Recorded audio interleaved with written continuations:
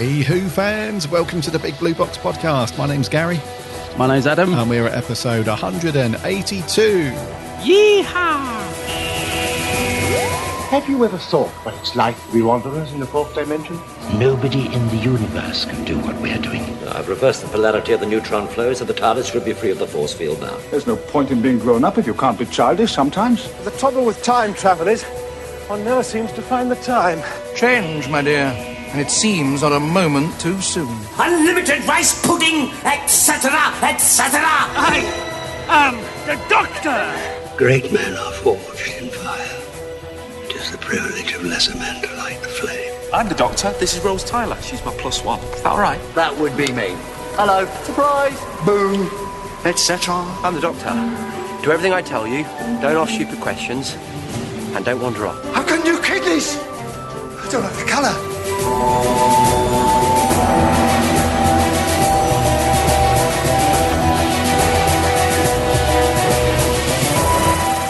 Howdy, howdy do, Who fans. I hope you've all had a cracking week. And that you've managed to all do something Doctor Who related. All right. All right. All right. A bit of Who each week. Oh, yeah. It's always nice to have a little nice slice of Who, isn't it? A slice of Who keeps the insert applicable Doctor Who monster here at bay. At bay, yeah. Yeah. Coming up in today's show, we've got a bit of news, a meaty bit of news that was announced after we tied up the cables yesterday. Last week. Last week, yeah. Yes, and a couple of bits of merch, and then on to our review of the first Sarah Jane Adventures story, which is going to be interesting. Yeah, it is. Yeah, it's nice to do something a bit different, isn't it? It is. Fortunately, you guys jumped on that. Yeah. We got so many comments and reviews from you guys because we were a little bit like, Sarah Jane, it's aimed more at, the teens and the kids and stuff and how people take that. But no, it's good. You guys have, as usual, rallied, got your comments in, so that's all good. Thank you very much. Yeah. Yeah. So how are you, buddy, on this fine UK grey, windy, potentially rainy day? I'm good, mate. Yeah, yeah. I think I've put on about 2 stone in between the weeks since we recorded because been eating loads of chocolate because it's been Easter weekend. Of course, lots of chocolate eggs. I didn't get bought any. I've just been going around nicking everyone else's. The best way, mate. I'm too old to get Easter eggs now. I used to buy my own when we used to get the Dalek Easter eggs. I knew no one would buy me an egg, so I used to always get that. So I'd got a Doctor Who Easter egg. But I haven't seen it for the last few years. I don't know about you. I haven't seen a Doctor Who Easter egg. So no, I haven't actually. No. But do you remember that one? It used to be quite cool. It was like a red Dalek. A Dalek, yeah. Yeah, it was quite cool. So, yeah. Yeah, back when the Beeb was pretty cool with its licensing and merch. Yeah. Yeah, I wonder if we'll get because they seem to be having a bit of a merchandise revival, don't they, with the 13th Doctor? So I wonder if they'll start doing them again next year. Hopefully. I'll let you know this time next year. Hopefully, yeah. I can just imagine you putting a picture on social of 10 of them stacked up. Yeah. I'm buying them now because we might not get them. That's it, yeah. What's the use by date? Can I store them? Because I remember as a kid, we used to get the classic, it was a TARDIS. A TARDIS. And you open the door and the Doctor was in there. And it's become quite famous because I think the Peter Davison one had a Dalek on the front, but when sort of shooting a ray gun. But when you open the door to reveal the Doctor, the ray gun's in a very unfortunate place and looks a bit rude. Oh, which, of course, right. We didn't notice these things back then. We were innocent days. But yeah, it gets floated around on Twitter quite a bit, that. But I used to absolutely love my TARDIS Easter egg box as a kid. I used to use it as a toy because it was a good size and stuff. But yeah, it'd be nice to see a return to those. Perhaps we get one with Jodie. We open the door and Jodie's in there. Perhaps. So that'd be cool. Yeah. Perhaps. So yeah, what have I been up to? Well, I had a little figurine drop through the letterbox. Oh, I saw this. First Dr. David Bradley figurine by the chaps at Eagle Moss. It's not bad. It slightly resembles Bradley. I have to say, the paint apps on my one, because I order them online because the shops don't stock them anymore. So, it's potluck. The paint-ups are mine a bit messy, but the actual sculpt and everything on him is pretty good. So if you can actually find him in a shop, sometimes FP have them on the shelf. Mm-hmm. It's quite a nice figurine to get if you can find a decent paint-up. So he's there. Did you see I compared him to the original? Because I've got the original Hartnell one, and then this is based on Bradley from Toy Story. I did see that. Yeah, because I actually do prefer the Hartnell one, actually. Because he's got his cane and it's Hartnell, and you just can't replace him. So he turned up. So that's a bit of merch, kept me happy. The only other thing I've been doing, do you remember ages ago on our merch section there was this CD coming out called The Thing from the Sea, which was like a BBC audio drama that was going out. It's got a picture of Tom sort of putting his hand out and a monkey behind him, and it was a bit random, and we were sort of saying, what is this then? Is Tom reading this? Is it a thing? Anyway, so that turned up last week, and it's read by Susan Jameson.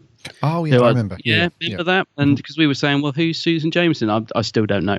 But I've been listening to a bit of that. In fact, I've nearly finished it, and it's really enjoyable, actually, because I took a bit of a punt on it, because obviously, Tom's not reading it, and I didn't really know what it was, but it was really cheap, and I just thought, I'll get it because it's something new. And I actually do like the cover on it as well. To be honest with you, the cover kind of sold it to me, and it's written by Paul Marks, who I actually really like. He does a lot of Big Finish. And it's really cool, and actually doing a little bit more investigation on it.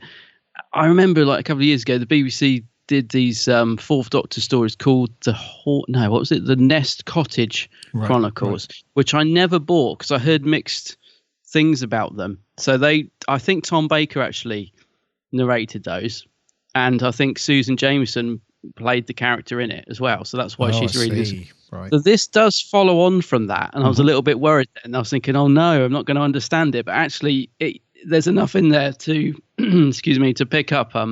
You don't need to have heard the Nest Cottage Chronicles necessarily to understand it. I mean, I actually now want to go back and listen to them because I'm quite intrigued by this.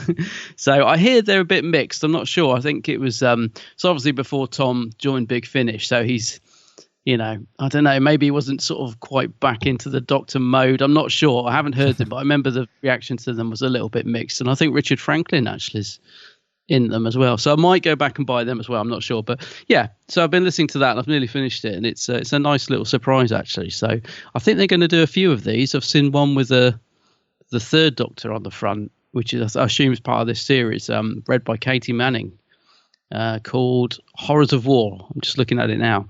That's coming out in July, and that looks pretty cool, so I might pick out that one. And then they're doing a first Doctor one as well. So, I don't know. These little audios seem to have sort of popped up out of nowhere. And as I said, sometimes they're a bit hit and miss, aren't they? But, it's pretty good. Yeah. Okay. So nice. Keep an eye on those. I might get the other ones as well. But that's the only other Who thing I've been doing this week, mate. It's apart from eating chocolate, Easter eggs. Very nice. I haven't really been doing a lot. What about you? Yeah, nothing from me, mate. No? Yeah, no. Not even any Who? Not really. Just the same, really. Just chilled out over the long weekend and ate too much chocolate, and I don't think I've even watched much Who, Oh dear. No, I've just been very quiet since we last recorded. Yeah. Oh dear. Yeah. I thought you might have been ploughing through that Seventh Doctor box set of yours. No, I did that a week after I got it. Oh yeah. Yeah. Nice. Yeah, so nothing from me, mate. So I haven't even been over to FP or the Who shop or anything. No. Well, actually, I might be taking a little trip this weekend because I'm meeting up with our good friend Cousins 2019. It's his birthday this weekend. He was saying about meeting up in London. Oh, that's right. And I know he listens to the podcast every week. So hi, Callum. I know he's got quite an adventurous weekend planned. And I was saying to him, now, are we actually going to manage this? Because he wants to go to London Film Fair at Westminster, Forbidden Planet, and the Who shop, which are in three completely. They're not close. Let's put it that. Yes. I was saying, now this sounds good on paper, but I'll let you know next week if we actually manage it. So that should be quite cool. But I haven't been to FP for a while, so I'm quite up for going to that. In fact, there's something on our merch section coming up. I saw it on the Dalek Tats tray that I'm looking forward to seeing in the shop. Right. So I can see what the actual product is like. But I'll get to that when we come to it. Okie dokie. Yeah. There we go. So let's segue into. Shall we land it and do a bit of news? Yeah, go on then. Yep.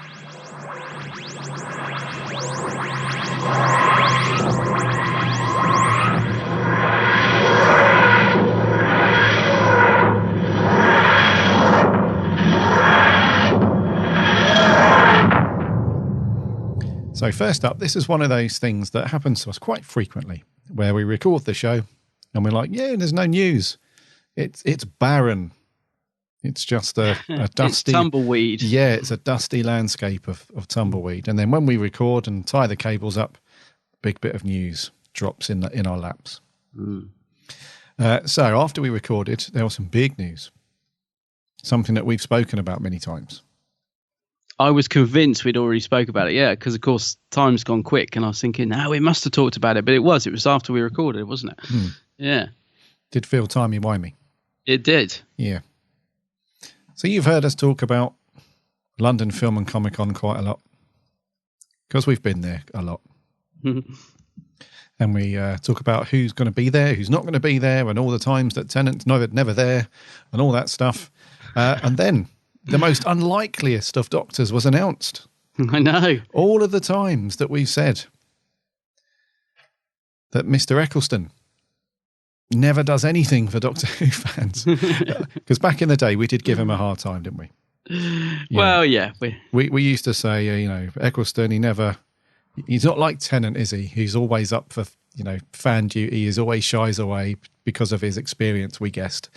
And then as a little bit of I'm not sure if the two are related, but when he released that article, or when the Radio Times released the article, when he gave us a lot more insight about how he was treated and how his departure wasn't exactly happy from Doctor Who. Days later, he gets announced at London Film and Comic Con. And and the news blew up. And at first, I thought it was just a Photoshop fake thing. Yeah, you didn't believe it, did you? No, I thought, no, it just can't be. No way. But no, it was completely true. And so he's appearing. I think he's appearing just on... It's the Sunday, isn't it? The Sunday, yeah. So he's there on the Sunday. He's in a play, I think. I think it's the play that cannot be named. I can't remember. But yeah, he's in a play, so he can't do the Saturday.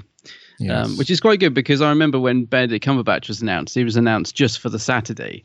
And like the queue was, the tickets was just, crazy. Phenomenal, the amount they sold for that. And then they announced him later for doing the Sunday as well, and it was so much quieter, and it was a bit annoying because I was thinking, if I'd known he was going to be on Sunday. But at least with this one, Chris is in the theatre, he's not going to be there on the Saturday. He is just there on the Sunday. I nearly fell off my chair when they announced this, because they put up this big announcement, right? But saying we've got a massive guest announcement on Wednesday, 7:00. Don't miss it. He's never done a convention before. He'll probably never do one again. And they really sort of bigged it up. And I was thinking there was a lot of people guessing Chris, but I still thought, no, don't be silly. He does, because he's been on interviews where he said, even quite recently, where he sort of said, no, I don't. I've never done a convention. I don't. Maybe. I think he joked on the Lorraine chat show, something like, well, maybe if I need the money one day or something like that. Because, these clips have now surfaced to say, oi, thought you said you'd never do one. So when it was actually him, I could not believe it. Yeah, I was just like, what? No way. That's why I thought it was fake to begin with. I know. Well, I sent it straight to you, didn't I? I sent it, said, am I dreaming? I sent you the picture and you were like, come on, don't be silly. Yeah. Of course it's fake. Yeah. And then I did start to think, is it fake? And then I was like, no, it's not. It's true. It's real. Yeah, went onto the website and he's there. His photos there, his pose and all the details. So most people were happy with that. Most people. And then we all saw the price. I was going to say, I got back on my chair after falling off, and then I saw the price and I fell off again. Yes. Now we're going to get into some territory here, which is very divided. We know this already, of course. Yeah, yeah. And, so if you want an autograph, that's £95. That's no photo. No, it's just his signature on a photo. And have you seen his signature? Because I know friends who have got it. Have you seen it? It's just a big C, and then it looks like a W, and that is it. Yeah, it's very basic, isn't it? It's a little bit, it's not the biggest of autographs. Yes. Or you can have a photo shoot separately, and that'll be £85. Right. Which is baffling to me. How can the photo shoot be cheaper than a little squiggle? I don't know. I'm glad it is, though, because I'm always more tempted by the photo. But anyway. However, if you want to pay an extra £10 on top of what you've paid, yes, please, you can get a photo in front of a TARDIS with him for 95 quid. Yeah, I'm wondering if it's because sometimes, would you reckon that's blue screen or is that a TARDIS prop? Because it says TARDIS exterior, doesn't it? Yeah, who knows? I reckon it's a prop, which would be quite interesting. Imagine if they get the wrong TARDIS. You know what fandom's been like lately? Oh, no. Imagine if they get like some old, I don't know, some old stage play from the Kenny TARDIS. Everett show that they've just got out of storage. This looks like a TARDIS. Yeah. So if you want both, if you want the autograph and the photo shoot with the TARDIS, it's 190 quid. Nearly 200 sheets for... I mean, to be honest with you, if you're going to pay to have the autograph and the photo, you might as well bung in the extra tenner and do it with the TARDIS, if you're going to pay that much anyway. So, yeah, I mean, personally speaking, I'm not going to pay that for an autograph or a photo. However, I fully appreciate that there will be people who will pay that, and that is completely fine, fair play. There's one thing to bear in mind. So... And I've replied to this a couple of times on Twitter when people were asking me about it. And I said, if Chris Eccleston is your doctor, in quote unquote, then absolutely go for it. Because chances are you won't see him again at a convention for a while. Yeah. Unless he has a roaring good time and it's like one of the best experiences that he's had as an actor integrating with fans, then maybe he might be back soon. But I'm guessing that he won't do one for quite a while.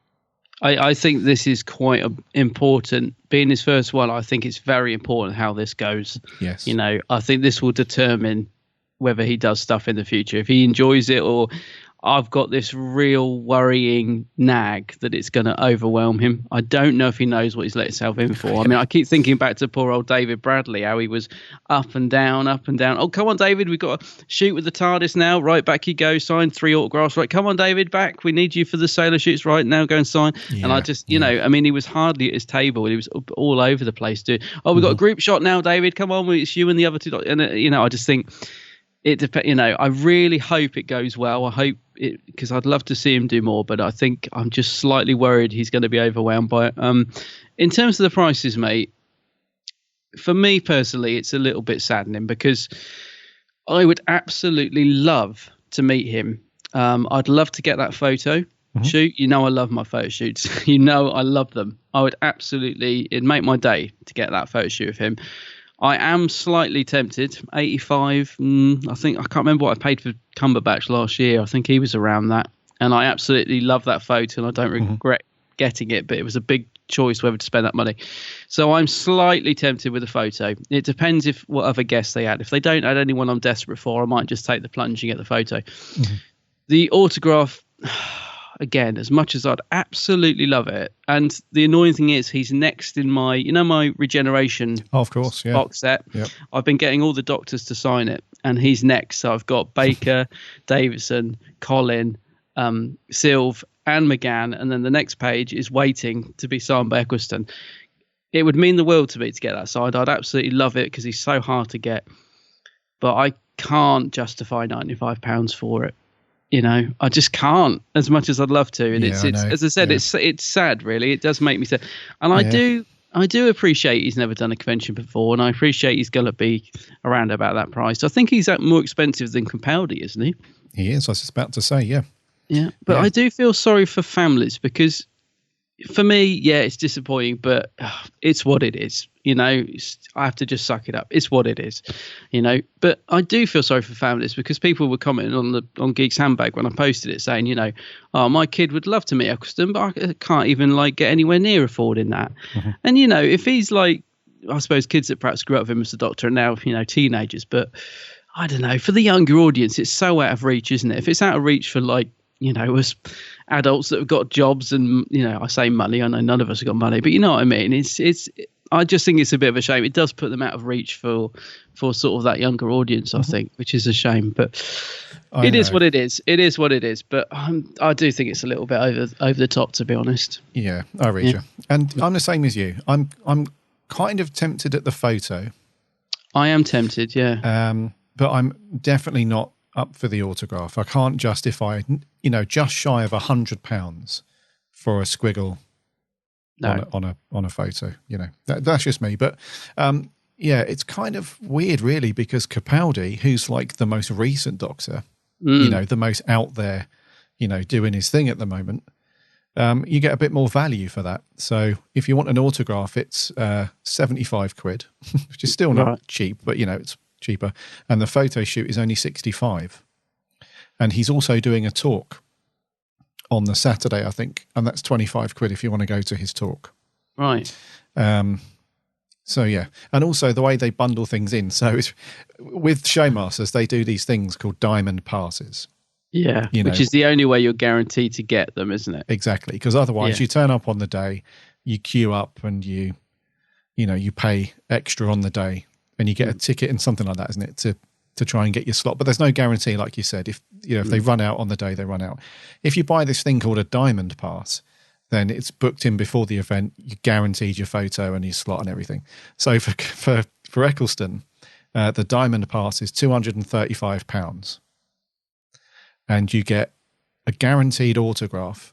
Plus, you just get the standard shoot. You don't even get the TARDIS. No, you don't get the TARDIS, no. However, wheeled away. Yeah.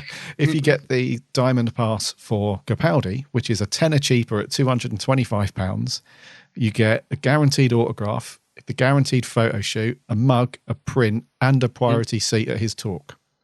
Well, that's more like it. That's a lot more value, you know, if you're going to pay that amount of money. But what I was going to say is, and a couple of people mention this as well on Twitter, is that the price that we're talking about with Capaldi, with Eccleston, you know, roughly around £100 for an autograph or a photo, you know, that's still around the same price, if not, it's probably a bit cheaper than if you were to go out to San Diego Comic-Con or WizardCon or Emerald City Comic-Con and get a Tennant photo or a Matt Smith photo and an autograph. You know, that's that kind of price that you would pay at one of the large American conventions for those guys. So as convention goers as we are, you and I have been going to conventions for many years, and it's always a case of you've got the big ones like this, London Film and Comic Con, and we also go to the smaller ones as well, you know. But the thing is, it's becoming big money. It's becoming big, you know, profit for these companies like Showmasters that put on these events, because although the guests themselves have a guarantee fee that they'll take away regardless of how many people have signed photos or whatever, they still make an extra few bob on top of that. But the people who run it, Showmasters, they make a lot of money, you know, from the event as a whole. So on one hand, we can't really complain too much about the pricing of it, because we are getting up to that kind of status that the big American conventions have. We can't really complain, because if the money's not there for the guests to make, they won't turn up. Yeah. So if we're going to be like, oh yeah, we want, you know, all the big guests to come to the UK and we want the big convention scene and the vibe and all that stuff, that all the coolness that the Americans have, you know, we have to take that with it. We can't have these massive conventions with the superstar guests and everything, but only pay 20 quid for a photo. Yeah. You know, it's just not going to work. So it's not going to happen, is it? No. We need to appreciate that this is a big money business. You know, the San Diego Comic-Con have been doing this for donkey's years, where they have massive, you know, the biggest stars in entertainment are there every year without fail, because it's so much money to be made. And now we're starting to cotton onto that over here. So yes, it's frustrating on one hand that it's expensive, but on the other hand, if we want that cool convention scene and the big stars and everything, then unfortunately, and it is unfortunate, like you said, for families, you know, people that haven't got a lot of money that really want to.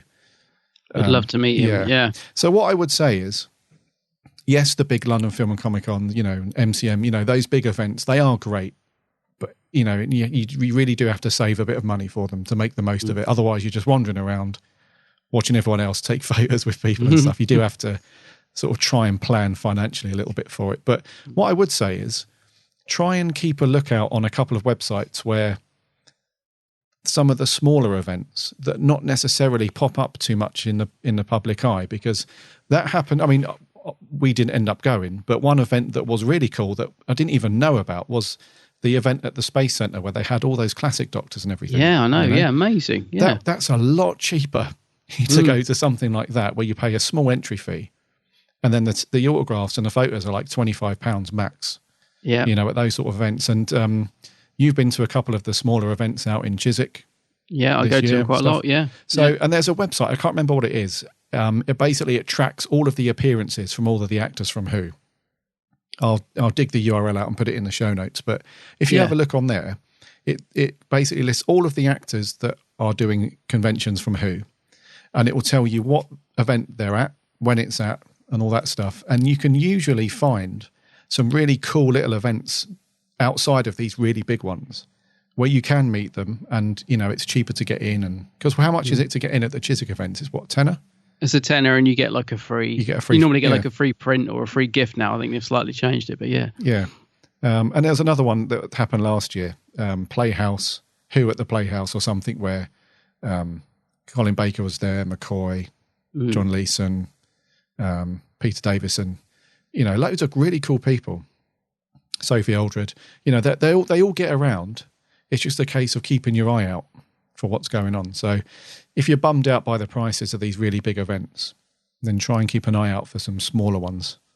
That website you mentioned is really good, actually. I think if you just type in Doctor Who actor appearances, it'll come up. And I forget what the actual URL is for it. But it's a great website. It looks very basic, so don't be put off, because I tell you what, it just does exactly what it needs. It just lists all the actors and where they are. Yes. That's the one you mean, isn't it? It's a real basic website, but it's a great website. Yeah. I think it's just Doctor Who actor appearances or something like that. Yeah, it's Doctor Who actor appearances.blogspot.co.uk. That's the one. Yeah, that's really cool. How much did you say Capaldi was? 65? 65 for the photo, 75 for the autograph. So it has thrown up a bit of controversy, because you told me this morning that it all kicked off, pretty much, didn't it, with the Showmasters guys and comments? It kicked off last night on the Facebook page, yeah. So basically, when they announced Chris, they'd done a massive build-up to it about having a legendary guest announcement on Wednesday, 7:00, just after we finished recording. And so that built it up. So a lot of people were thinking sort of, Mark Hamill, sort of somebody of that stature. And when it was announced, it got a very mixed reaction, because, yes, us Doctor Who fans were amazed and absolutely loved it and lapped it up. And obviously, we're a bit shocked at the price, but, we were overjoyed that it was Chris. But anyone who's not really a Doctor Who fan was really miffed, because they were like, legendary? Are you joking? He's not legendary. And it all kicked off, and it got quite nasty. And, of course, a lot of people were moaning about the price and stuff, as we just mentioned.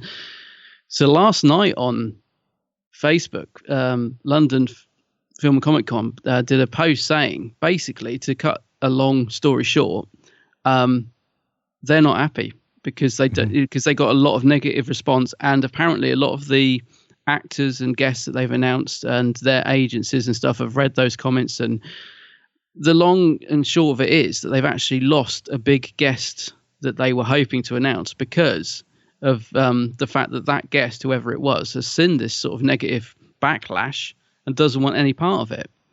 And so they're saying to sort of people, fair enough, have your opinion, but some of them were going, actually attacking the artists themselves. And when it starts to get nasty like that, and it does get seen by the artist management and the artists themselves and the guests, and they said, that's when we're going to step in, and we've got to cut back on this, because we've lost a potentially big guest because of it, which is is a shame. I don't expect we'll ever know who that was, but they also go on, because this all sort of kicked off again, because people were saying, well, it's your own fault because you bigged it up, and it got quite nasty again last night.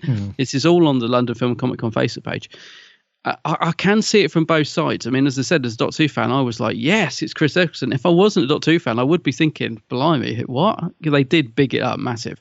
So yeah, I don't know. But basically in the comments, he does say that they were trying to get 6 doctors at the event. And I think so far they've got 5, haven't they? Mm-hmm. Yeah. So hopefully they're still, hopefully that 6th doctor they're trying to get isn't the one that's in the negative. I hope it's not Tennant thinking, I don't need this, because it went to the press as well. The press picked up on the price of the autograph and they made a bit of a thing out of it. It's probably somebody like the Mirror or somebody like that. Mirror, were like, yeah. Chris Eccleston ripping off fans with £95 appearance and all this sort of thing. So that didn't help, and it's a tricky situation, because you don't, people should be allowed to express their opinion because it gives feedback. If people aren't happy with the price or the guest, say it. But there is a line, and we all know what social media is like. It does get crossed, and that's what they're saying. A lot of the comments crossed the line. Apparently, a lot of fake accounts were set up, especially to attack on the forum, which they've since discovered. That's ridiculous. So it's got a bit silly, and it has affected a future guest, which I think is what's prompted them to put this statement out last night. It's obviously really, really annoyed them, understandably. I just hope it isn't whoever this Sixth Doctor is. I don't know about you, mate, but the ones I'm hoping for would be Tom. I'd love to see Tom Baker do an LFCC, but he doesn't seem to do them. Or Tennant or Smith, obviously. One of those guys. It'd be amazing, wouldn't it? Cool. Or even Davison. Come on, Peter. Come and do a London show for a change, So whoever that Sixth Doctor is they're trying to get, I hope they still get them because they say that later on. It's not in the first post. It's in one of the replied comments from London Film Club. They basically says, look, we're trying to get at least 6 Doctors to the event. And, all of this is having a knock-on effect and stuff like that. So, well, of course, it's a shame. Yeah. You can see it from both sides. I mean, it's for a fan, the price is a lot. And, to those that aren't a fan of Doctor Who, it's a bit of a downside.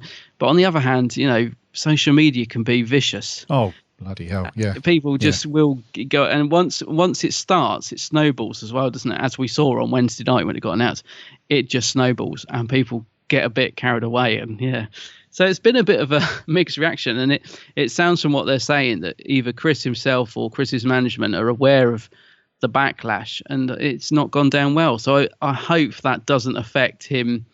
I hope he doesn't cancel, basically. Hopefully not, because that's what they're sort of saying. This has had a bad reaction from the guests, from the guests themselves. So I'm like, oh dear. So it's all kicked off. Yeah, it has, mate. And it's not all bad news. Especially if you're into classic Who, there's still plenty going on at LFCC for you guys. So McCoy's there both days. Actually, he's there all 3 days. If you want an autograph with him, it's 20 quid. A photo shoot's 20 quid, or if you want a photo shoot with the TARDIS, it's 30 quid. Colin Baker's there. Autographs 15, photo shoot's 15. Photo shoot in the TARDIS is 25. He's doing a photo shoot with McCoy together, 45 That's quid. Cool. Yeah. David Bradley, as you mentioned, autographs 35, photos 35. He's there all 3 days. Pearl Mackey's there. 35 quid autograph, 35 quid photo. She's doing a talk as well, 15 quid for that. And Bonnie Langford from Classic Years, she's a tenner for a photo and an autograph. So it's not all bad news financially for fans of Who. You just got to plan your days and pick your priorities, really. And they said they've still got a lot to announce. I think they said they're only halfway through announcing it or something. Yeah. So there's a lot more to come. It's so it's the end of July, isn't it? This convention. So we've still got a few months. Yeah, 27th to the 29th. Nice. Yes, nice.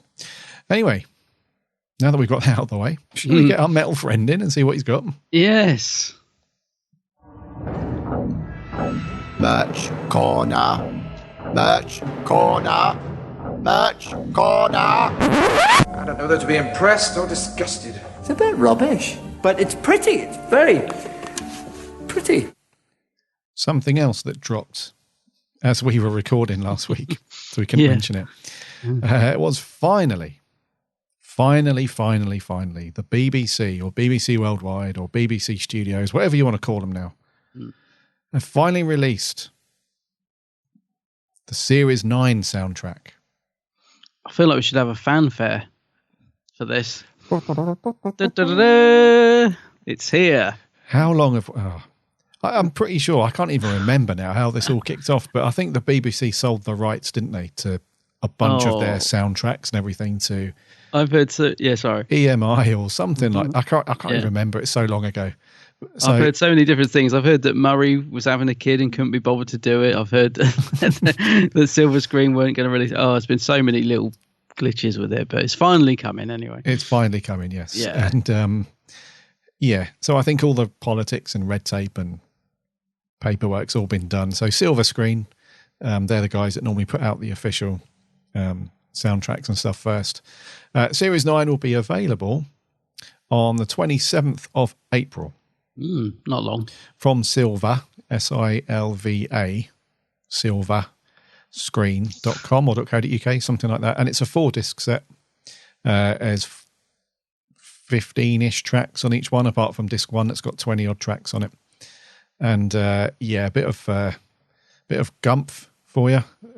They say it's one of the last great morality tales out there, but it also celebrates life. For that reason, I think it's a great show for kids. I couldn't write as much music for this if I didn't feel that way, and that was Murray Gold who said that.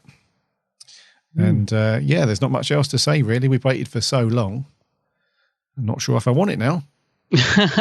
Don't say that. It'll be wicked. But I'm just wondering when we'll get Series 10, because I hate the fact we're so behind. I'd like to think we'd catch up before Series 13 kicks off. Do you know what I mean? Series 11. Yeah. Sorry, I've jumped ahead. Doctor Who, the Doctor 13. Oh, you know what I mean. So yeah, come on, let's get Series 10 out before the new series at least. Would be nice. It would be.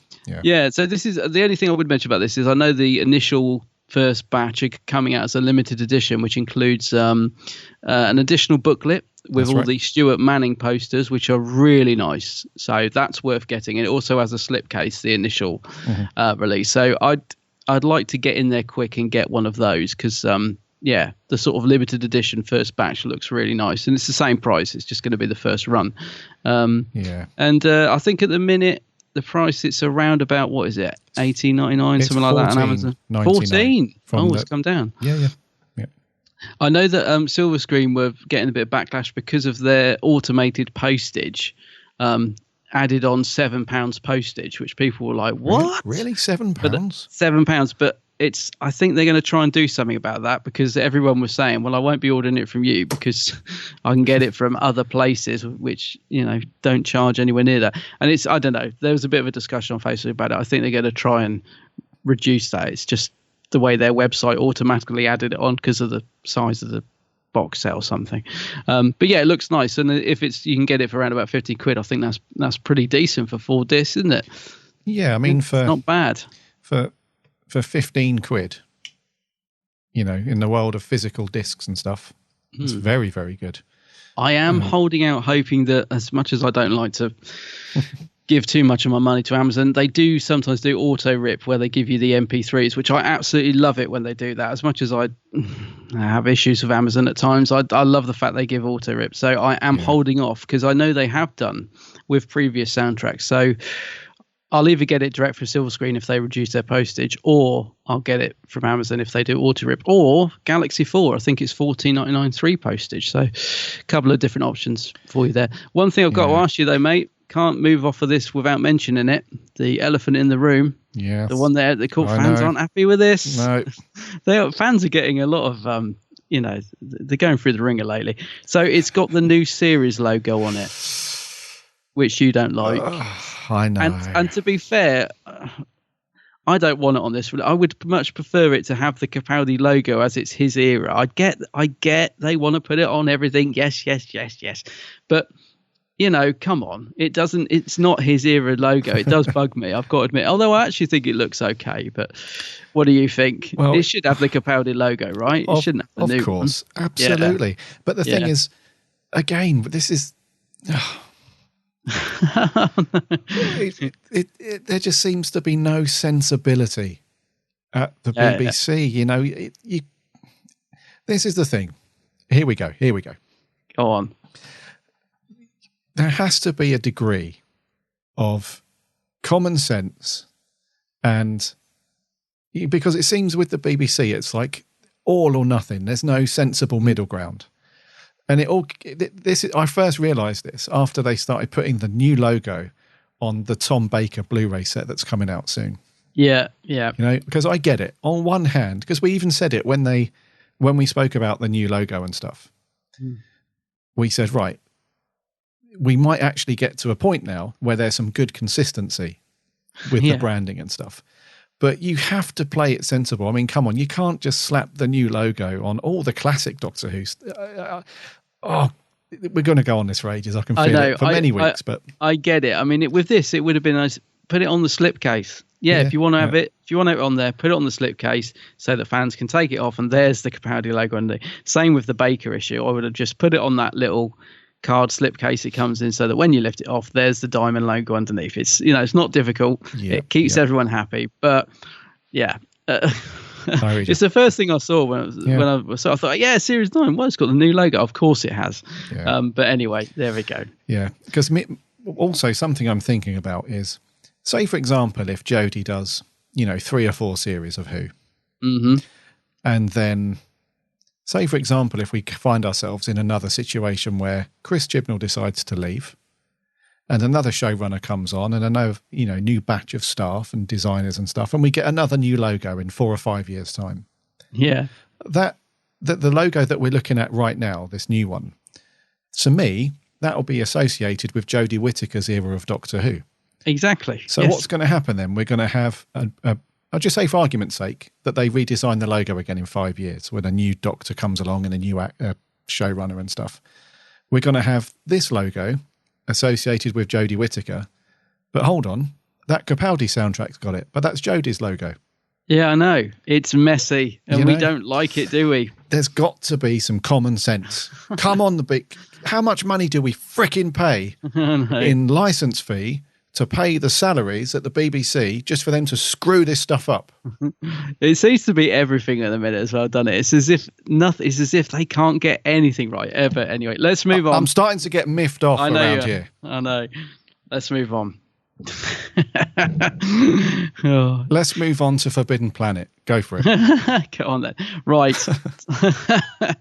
Hot on the heels of the new of the new Doctor Who logo t-shirt, talking of the logo that we got from Forbidden Planet a couple of weeks back, boom, another 13th Doctor t-shirt has appeared and is available right now. And it's got the new logo on, and it's got the 13th Doctor looking over the hill at the TARDIS. So it's the promo shot that we got recently, and they've bunged it on a t-shirt, and it's $17.99, and it's modelled by somebody that looks like she wants to kill you. You've got to go onto the forbiddenplanet.com website and look at it. So the marketing team, right, they're like, I know they've just superimposed the t-shirt onto a black t-shirt. I get that. Why on earth would you pick somebody looking like that to sell your t-shirt? Because she just, not the way she looks, but I mean her expression. There's nothing wrong with the way she looks. I'm just talking about the face she's pulling. Yeah. She looks like she's about to kill somebody. She looks like she couldn't be less happy to be wearing this t-shirt if she tried. Like, put this on. It's bizarre, isn't it? But in a way, I kind of love it, because first thing I thought when I saw it was, blimey, she looks happy. But it's Anyway, going back to the t-shirt itself, it's called the 13th Doctor Hillside t-shirt. What do you think, mate? Is it? You pre-ordering it immediately? What a load of crap this looks like. Oh dear. No, there's nothing about this to appeal to you, is there? You don't like the logo. This is like something that you print off on your own. I know. Someone said that as well. It does look like that. Yeah. If you go on to, what website is it? I think it's called Etsy. Yeah. Where it's basically a marketplace for people making their own products. This is like something you'd see on there. This doesn't. I can't. Well, this is what I was on about earlier. I said earlier, I'll hopefully get to FP this Saturday. I'll let you know what the real thing looks like, because this, at the minute, the thing that's on the website is just they've just basically tried to mock up what they think the t-shirt will be like. So I'll let you know what the actual thing looks like. It's not out for a couple of weeks though, mate. Oh, is it not? No. Oh no, it's not out till 16th of April, is it? Yeah. Ah. Yeah. Well, I know that I'm not going to say too much, because I know that the person modelling it apparently works in the FP store in, where was it? Because somebody put it on Twitter. I think it was Beth, from Time Ladies. Oh yeah. She put it on Twitter saying, "Oh no, I've just seen she was like saying the same as us about what's going on with the model's face in this picture." And then she was like, "Oh no, she works in the shop," but I don't know which store it was. I assume it was London. So I'll be keeping an eye out for the t-shirt and the murderous person wearing it. I think she's just trying to go for that kind of fierce. She's trying to go for the attitude. I've got attitude, but it just looks like she's like really doesn't want to be there wearing it. Yeah. Go and have a look at it, listeners. Go and have a look at the website. You'll see what we mean. It's quite funny, really. Yeah. Yeah. So that's that. Any other merch on the table? No, that's it. Now we've got that crap out the way. I'm going to get you one for Christmas when they're in the sale. You would as well. No, I wouldn't. I wouldn't dare. He would. Right. Review time. Yes. What are we going to do this week? Looking forward to this. Well, grab your bubble shock, have a slurp, and let's review the very first episode of the Sarah Jane Adventures called Invasion of the Bane. How would you know if you were going mad? What if you see something that you know can't be happening? Brand new adventure from the makers of Doctor Who. Sarah Jane Smith. My life is dangerous. Find that woman and kill her properly. The Sarah Jane Adventures. Move! New Year's Day at 10 to 5 on BBC One. The Sarah Jane Adventures. Yeah. Sarah Jane. Sarah Jane. New Year's Day would have been cool.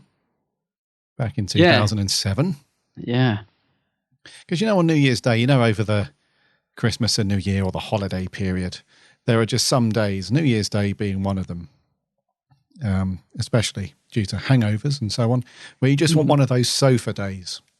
Oh, yes. Where you just got the TV on, depending on how much drink you had the night before, maybe a lunchtime beer or wine, whatever, to chill out with some snacks. And this would have been really cool to just chill out and watch this. Yeah. Because Doctor Who would have been on for a couple of years already. Fans would have been loving that, the RTD era. And then he comes out with this, with Gareth Roberts. That's it. Sarah Jane's a very loved companion, isn't she, from the classic years? Very much. And we'll have been all thinking about that. She was in School Reunion as well, with the 10th Doctor. So people immediately, like new fans and old fans loved that, didn't they? They were like, oh, Sarah Jane. So I think people were actually itching for more, weren't they? It's not like Class. It's not the spin-off that no one asked for. This is a spin-off that people, I think, embraced and wanted and were like, yes. Yes. Yeah. Yeah. So 2007, January 1st. It came to our screens. It was an hours long. Single part thingy. It was directed by Colin Teague, written by Russell T Davies and Gareth Roberts. Stars, obviously, Liz Sladen as Sarah Jane. And then our sort of younger cast, if you like, with a little cameo from John Leeson. Yeah. Oh, yeah. That's sweet. I forgot about that. Yeah. It's the Mark IV. K9. So, Invasion of the Bane. This is one of those cool kind of setup stories where we get introduced to all the characters for the first time. So, it's based around a young girl called Maria Jackson, who's just moved into a new house with her recently divorced dad and her very annoying, pushy mum. Oh, yeah. So they're basically going to start a new life. They've moved into a new house and they move bang opposite Sarah Jane's very nice looking house somewhere in Cardiff. I think it is. Really nice looking house. And she soon discovers that there's some strange goings on. She wakes up in the middle of the night and there's these glowing lights and everything. She goes and has a bit of a nose in the garden and sees Sarah Jane communicating with this alien of some sort. So that's her first kind of inkling that something isn't quite as it seems across the road. And then she gets befriended by this very pushy young girl who lives nearby, Kelsey. And she gets persuaded to go off to the Bubble Shock factory. So Bubble Shock is this new drink that's been out for everyone to get their hands on and has been encouraged. Everyone's being encouraged to drink it because there's this alien dude or dudes that have put this secret ingredient called Bane into the drink, which is essentially a living part of themselves, I think. And when the Bane mother activates it, all of those little living things come to life inside the humans and they're like puppets, essentially. And it's down to Maria and Kelsey and now Sarah Jane, who's doing her investigative stuff without the Doctor to put an end to the evil scheme. And she also comes across her now adopted son, Luke. Yes. Who was created by the Bane. I like it. What's he called? The archetype. Archetype, yeah. So that's how we get introduced to Sarah Jane's new life as an investigator and alien stopperer, and also the younger characters in the cast. So Maria Jackson, Luke Smith, are we calling him that? Yep. Luke Smith. And Maria's dad and so on. So aimed at fairly younger audiences, this one. A bit of a different direction than what we're used to with Who, because Who wasn't necessarily, an 18 rated or adult or too much or anything like that. But you can tell that this is aimed at the sort of teenager, slightly younger market. Definitely. What did you think then overall? Well, so first of all, I wasn't there watching this on New Year's Day, I don't think, because I think I said to you last week before we were recording stuff, I was like, I don't remember if I've watched this before. I feel like I have, but I can't remember, because I've only dipped my toe into Sarah Jane Adventures, and I've always liked what I've seen, but I haven't seen that much. So I've sort of seen a couple of the 2-parters, and and I couldn't remember if this is one of the ones I'd watched. So yeah, put it on last night. And about 20 minutes in, I'm thinking, okay, I don't remember any of this, so I don't think I have seen this before. It's a nice. I would call it a pilot, because it does introduce all the characters, although it's not seen as a pilot, is it? Because they'd already commissioned the series by the time it was in production. So it is kiddie. Because I was thinking a lot of the Sarah Janes that I've seen are more on that sort of family. A bit more up to Doctor Who. So I think as we go through this series, we'll see a progression from what I've seen of Sarah Jane. I think certainly the episodes I've seen, like the Nightmare Man and stuff that we'll get to whenever we get to them, they're a bit more adult, rather than this did at times feel very much CBBS, which is what it was on, if I'm right in saying. I think so.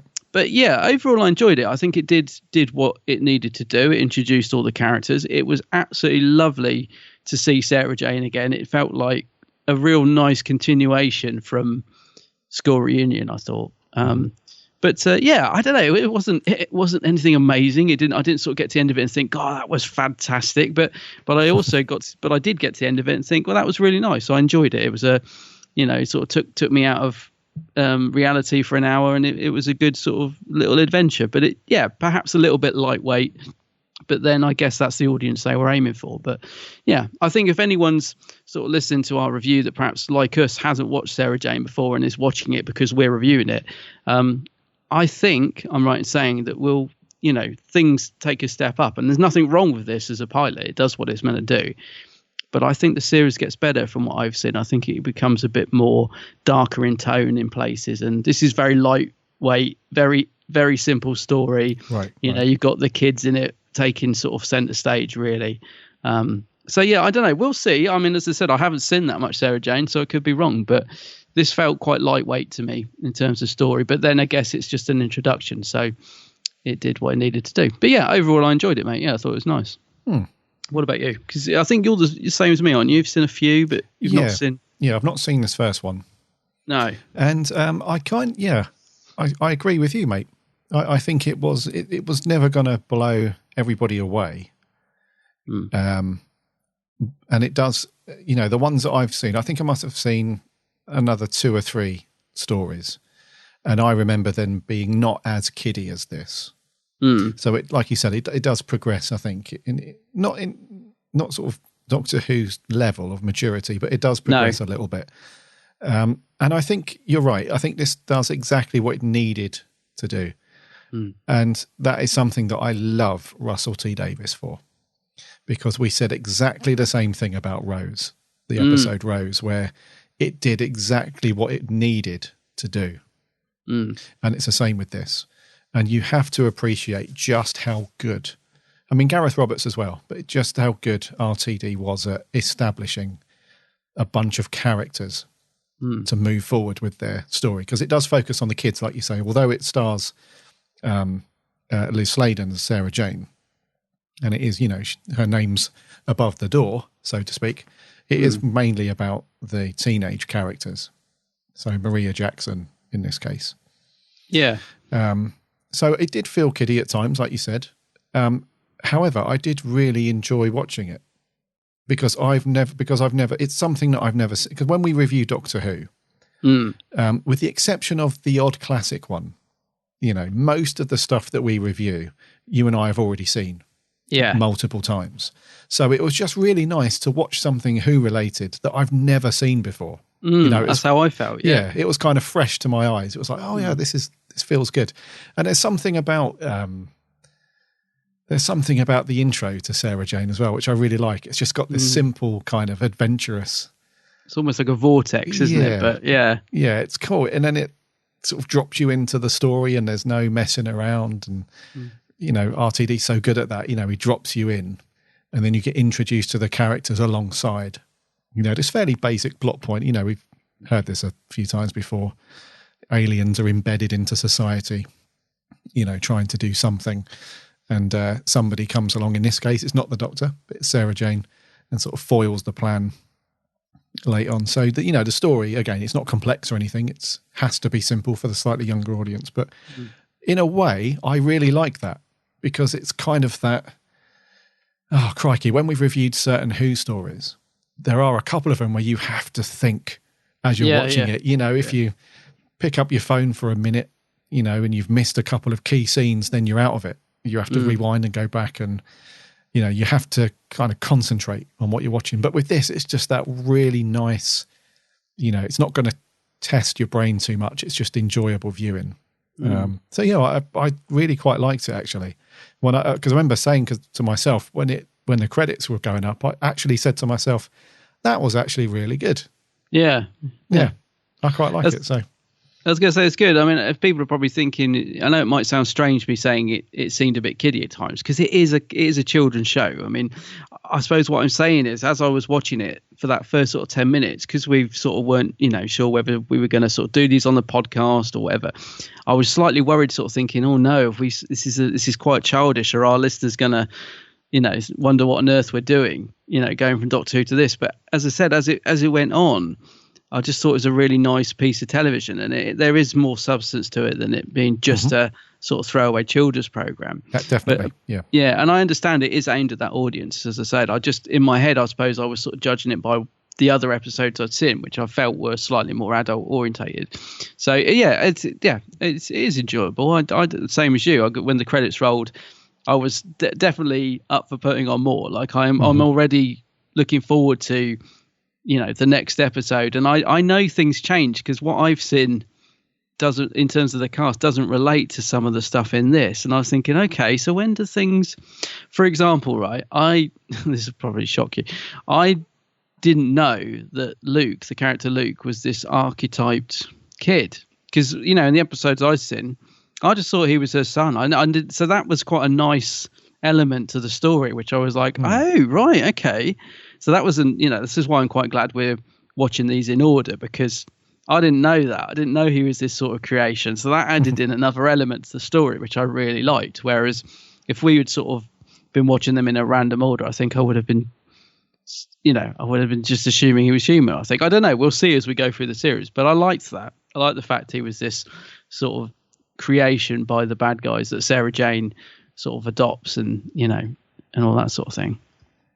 Yeah. So I did. Yeah, overall, I did enjoy it. I thought it was just a nice, good watch, actually. Yeah. And I am really looking forward to watching more. And it's quite nice sometimes, like you said, to sort of just switch the adult off in you and just have something nice, easy going to watch with a bit of action, a bit of humour, and just nothing too taxing on the brain as well, because we're also going to be doing Torchwood. So I like that. I feel like we've got the sort of, we've got Sarah Jane, Doctor Who, Torchwood. I feel like we've got the three levels of, because Torchwood goes very adult, so we've got the sort of child, family, and adult all coming up throughout the month, and I quite like that.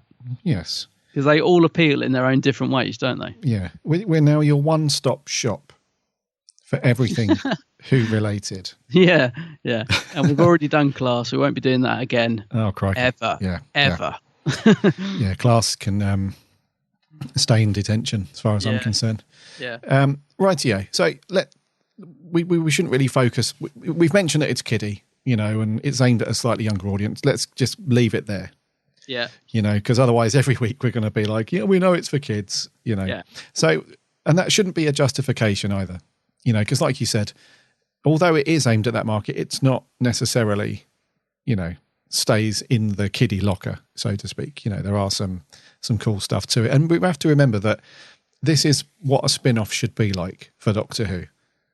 Whereas Class, we complained continuously that they slapped the Doctor Who logo on it, had a cameo in the first one, and then after that, it was just the odd reference. You wouldn't really know that you're in, a Doctor Who related thing too much. Whereas this, I think, just because of time scale as well, it was produced and filmed in around the same time as when Doctor Who was going out as well. So I don't know about you, but I felt like it did have that similar production feel to it. Do you know what I mean? Definitely, mate. Yeah. And I just wanted to sort of say to any of our listeners that are perhaps following this journey with us, that have perhaps never watched Sarah Jane before, and they've watched this one and thought, I don't know. From what I've seen, stick with us, because we've got some great stuff coming up in this series. I know for a fact, that we've got things like the Brigadier appears. I haven't even seen that episode. No, but I've seen so many pictures of the Brig in this, and I can't wait to see him on screen with Sarah Jane. So, we've got some wonderful stuff coming up. So, not that there's anything bad with this episode. I think it's really nice, but I could imagine perhaps some of our listeners around our age, perhaps sort of putting it on for the first time because we're reviewing it and thinking, I'm not sure about this. Believe me, from what I've seen, this series takes a really nice progression throughout. It's 4 series, isn't it? They did 5. 5, is it? Mm-hmm. Yeah. So it'll be nice. It'll be a good journey to go on, I think, this one. It will be. Yeah. So when I was going through the story, especially the opening bit with the Jacksons moving into their house and spotting Sarah Jane across the road and moving around and stuff, I honestly thought that this was. It felt like they'd finished filming a Doctor Who episode, but just left all the equipment out. The same cameras, everything. It was like, right, Doctor Who's done. Can we bring in the Sarah Jane people? Yeah. It's a nice way of putting it. Yeah, it does have that sort of continuity, which I like.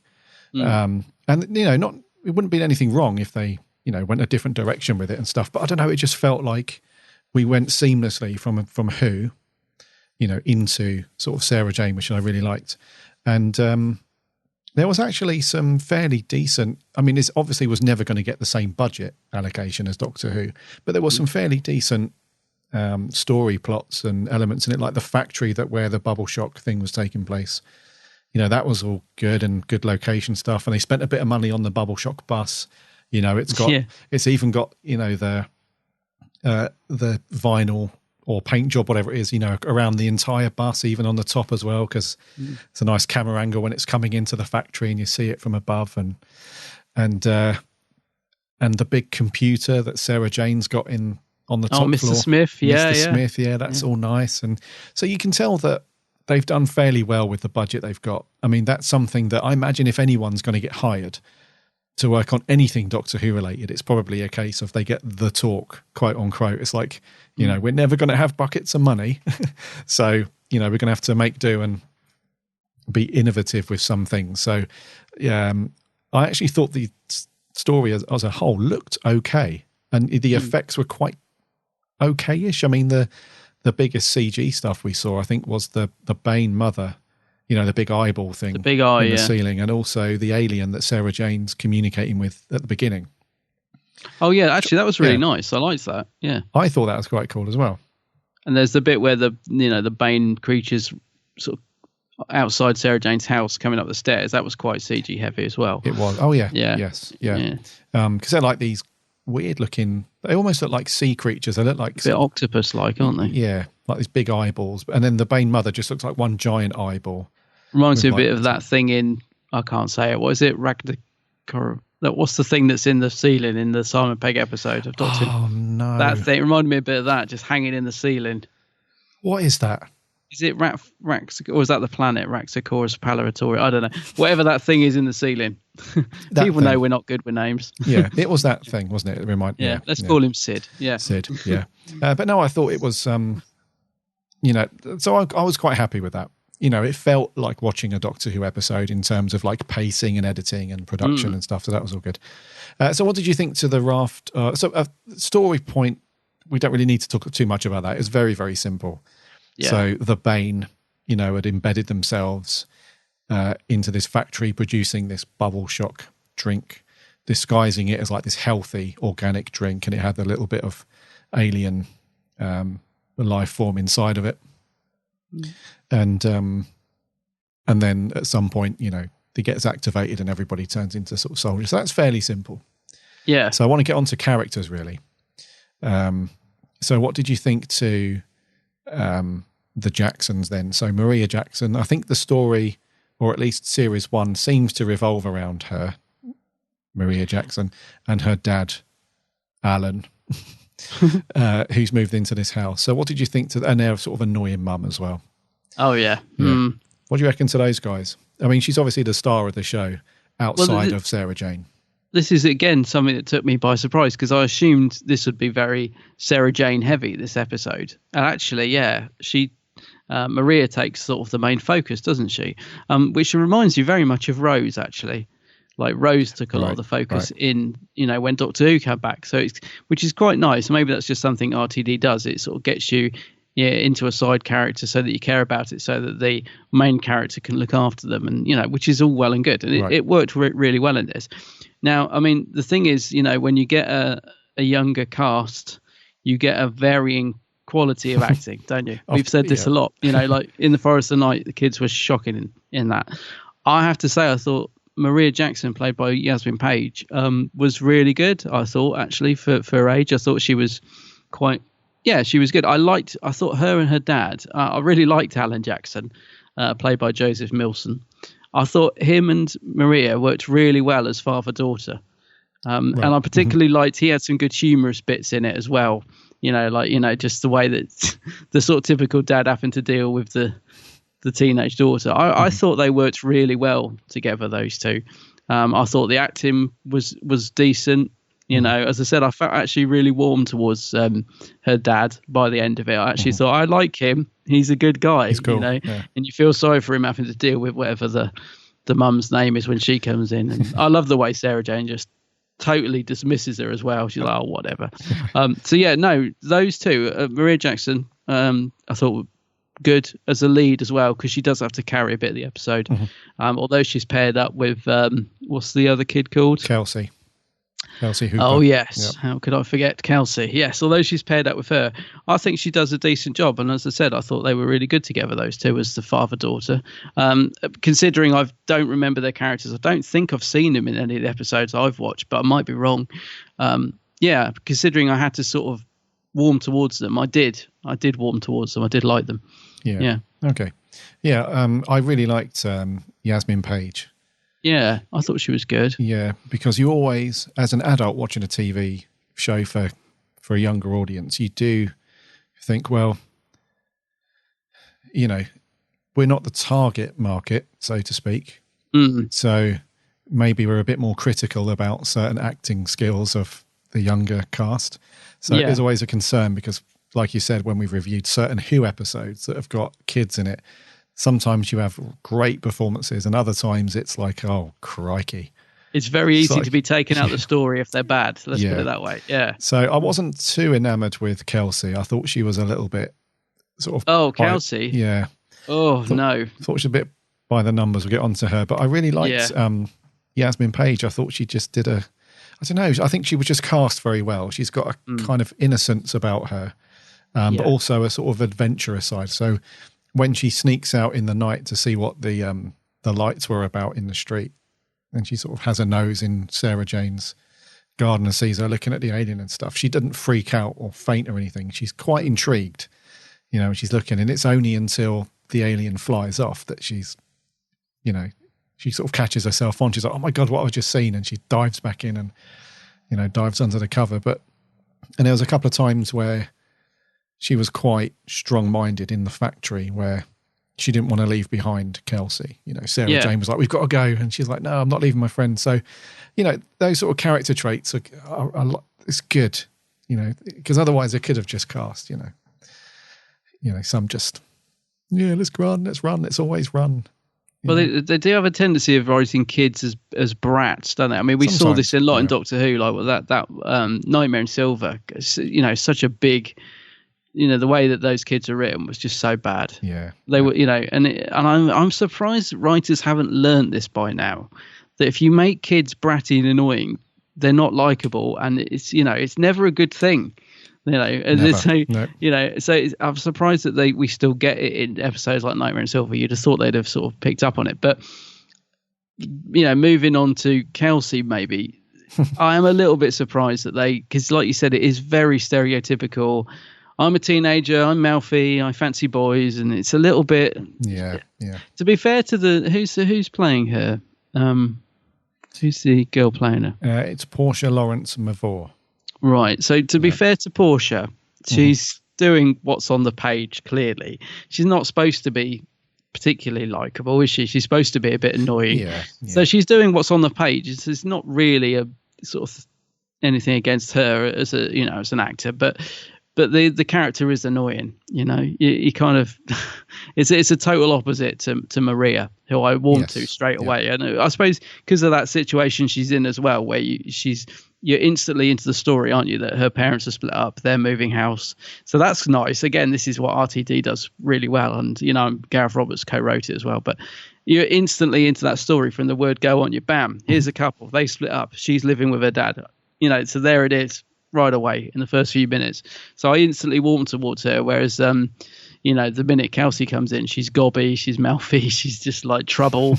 And so which is what she's supposed to be. But it is, I didn't warm to her very much. I noticed she's not in the end bit, is she? When they're sat in the garden, it's just Sarah Jane and Maria and Luke. Yeah.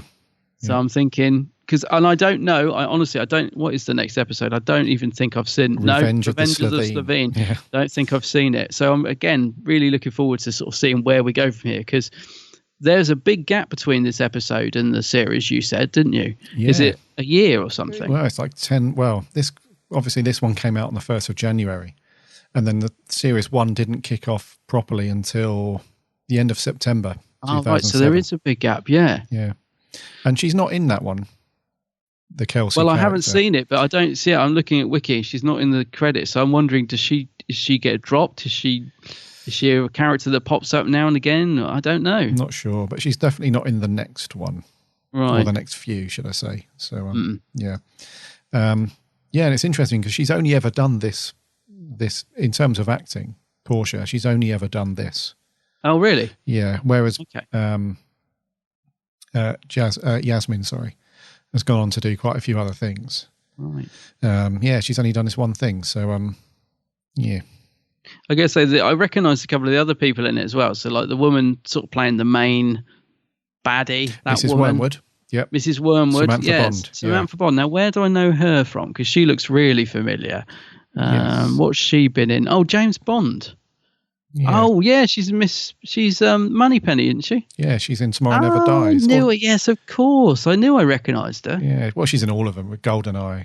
Wild is right. Because she's quite a good actress in it. She did remind me a lot of the character of what's the episode? The woman Sarah Lancashire character from the one with all the little adipose creatures. She reminded me a bit of that sort of... Mrs. Foster, yeah. Yeah, it reminded me a bit of that sort of character.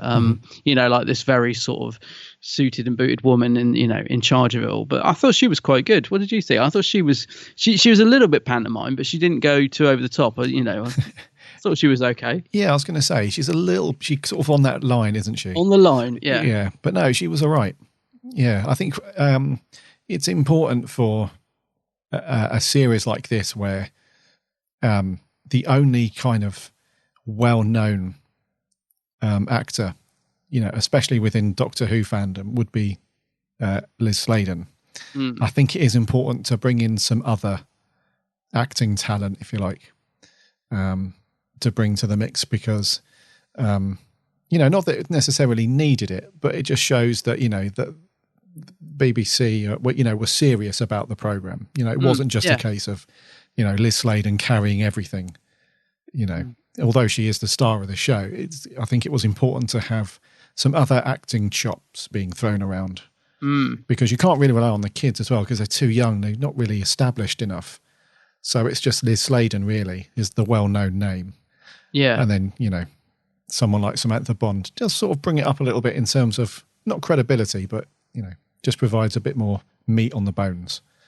I recognise the guy with her as well from something, playing Davy. Yeah, I do, and I'm ashamed of it. As soon as he came on screen, why? What is it? I know where. Well, I've seen him in one other thing, and I'm ashamed of it because my wife watched this god awful show called Footballers' Wives. Oh, is that what it is? Well, he's in loads of things, but that's the only thing that I know him from. Oh no! Do you know what? Did I watch that? I might have done. You might have been seen. Yeah. Oh. You might have I seen. I definitely recognised him. Well, I also recognise him from something called Switch that was on a few years back. He was in that for a little while, but he's had little bitty parts in lots of things. I've got this horrible feeling it's Footballers' Wives. I don't think I ever watched it, but it was probably on. I'm backtracking about it because I'm not into football. So yeah. For anyone that doesn't know, who's not from the UK, Footballers' Wives. This is absolutely atrociously awful, bad program, and my wife was addicted to it, so I know him from that. But he was okay. I can just imagine you having to sit through that. Oh no, I didn't sit through it, mate. It's just sort of in and out of the living room as she was watching it. It's on. Yeah, terrible. He was okay though. No, he was quite. Yeah, he was all right. He played. You could tell what was written on the page, and he's definitely playing it. Yeah. Again, he doesn't go too much with the sort of sinister. He's sort of borderline evil, but without being too pantomime. It's quite funny. I mean, at the start, he's just sort of obviously really bored because they're in that factory, which is very much like Charlie and the Chocolate Factory type thing, isn't it? And he's just really bored, as if I've done this 1,000 times. Here's your bubble shot. Yeah, he was all right. Jamie Davis is the actor. Yeah, he's not bad. In fact, yeah. One thing I do like about this, even from this pilot, we could call it a pilot, aren't we? Even from this pilot, is that, and it's probably down to a combination of Colin Teague, the director, and the producers. So Phil Collinson and Julie Gardner are executive producers on this, by the way, the same as on here. So it's probably a combination of those guys and Colin Teague that they still got the adult actors to play their parts in a serious enough way. Very true. Yeah. Because there are times when you and I are reviewing classic Who, and some of the actors are at times just thinking, what the hell have I signed up for? Mm-hmm. They're thinking this is absolutely ridiculous. I mean, a lot of the supporting cast that we've seen in classic Who are really going for it, and they're really taking on the role properly. But you can, we've mentioned quite a few times that there's the odd one that just thinks, what am I doing? What is this all about? Yeah. So I would have thought that making this type of show is probably even more important to get the adults to really get into their role, because it could be very easy to just be like, oh, this is only going to go out to kids. This is we're only sort of targeting, the people coming home from school and putting the TV on. But they're not. So Mrs. Wormwood, so Samantha Bond, Jamie Davis and Sarah Jane, obviously, they're really playing it properly. Yeah. Which is, I'd really appreciate that, because it would have been all too easy just for them to be, you're a bit casual about it and a little bit, it's only for kids, not to worry. But things that are, sometimes producers of TV shows forget all too often is that kids are really smarter than what they think they are.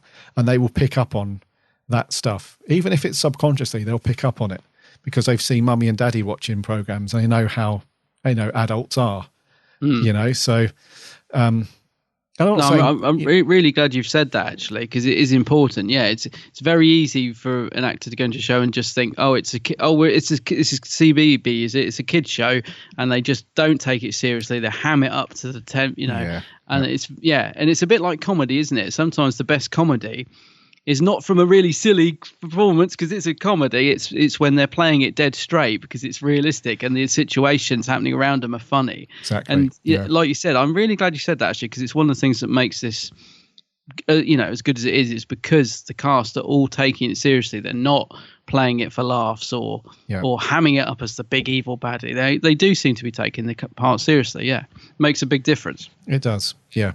And when you said about Samantha Bond sort of, on the line, pantomime-ish sometimes. I don't think that's too much of a bad thing in this circumstance, because they don't want to play it too straight. No. But they want to be serious enough that anyone watching it, whether it's 13-year-old or us as 21-year-olds, can still appreciate the story and the characters and stuff, because it's important that you get buy-in from everyone that's involved. So which is why I think Yasmin Page does a good job, because you buy into her character pretty much straight away. You can tell that she's kind of in that limbo-y period where, you know, mum and dad have just split up and divorced. She's just moved into a new house, a new area, doesn't know anybody. So she has got that, because there's that scene, isn't it, when she's watching TV at night time just before bed, and she sees a photo of her mum and dad and her all together. And she's sort of got this little smile on her face as she puts the picture on the shelf. But then when she turns the light off and goes to sleep, she's all alone in this new house and this new area. And you can see that she's vulnerable. So it's the same with the adults as well. They have to take it seriously. Otherwise you don't buy into the threat that they're trying to put on people and stuff. So yeah, the more I talk about it, the more I do have an appreciation for this stuff, really, because it would have been all too easy to play it very, you know, live and kicking.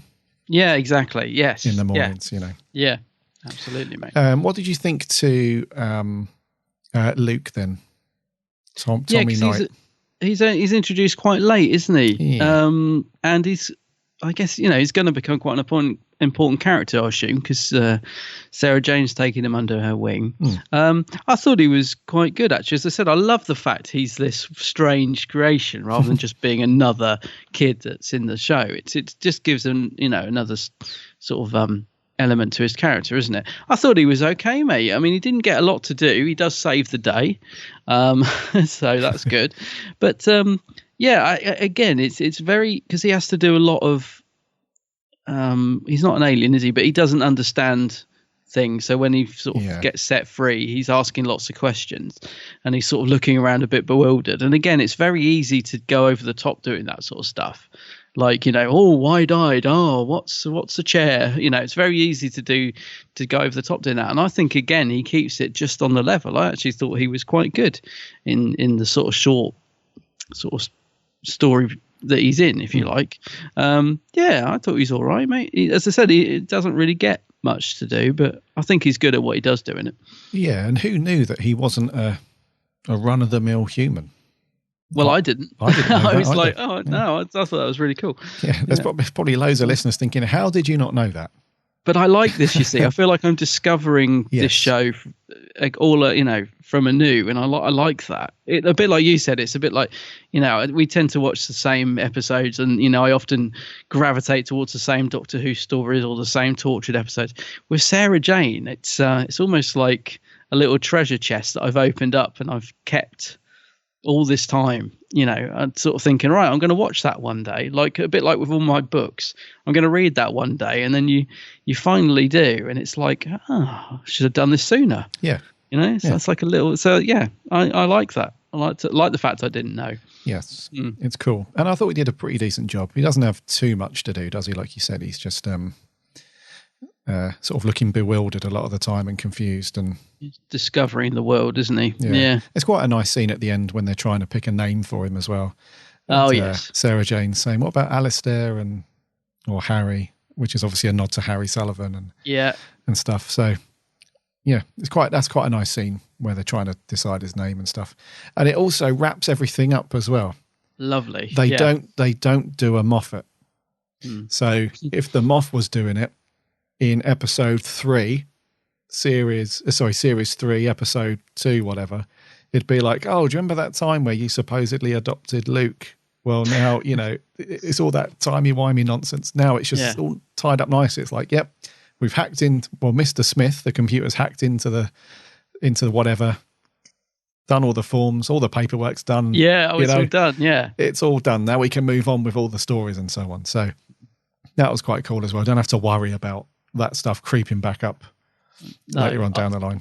I've only just clocked who Mr. Smith is voiced by, and I probably should have known this, but it's Alexander Armstrong. Indeed.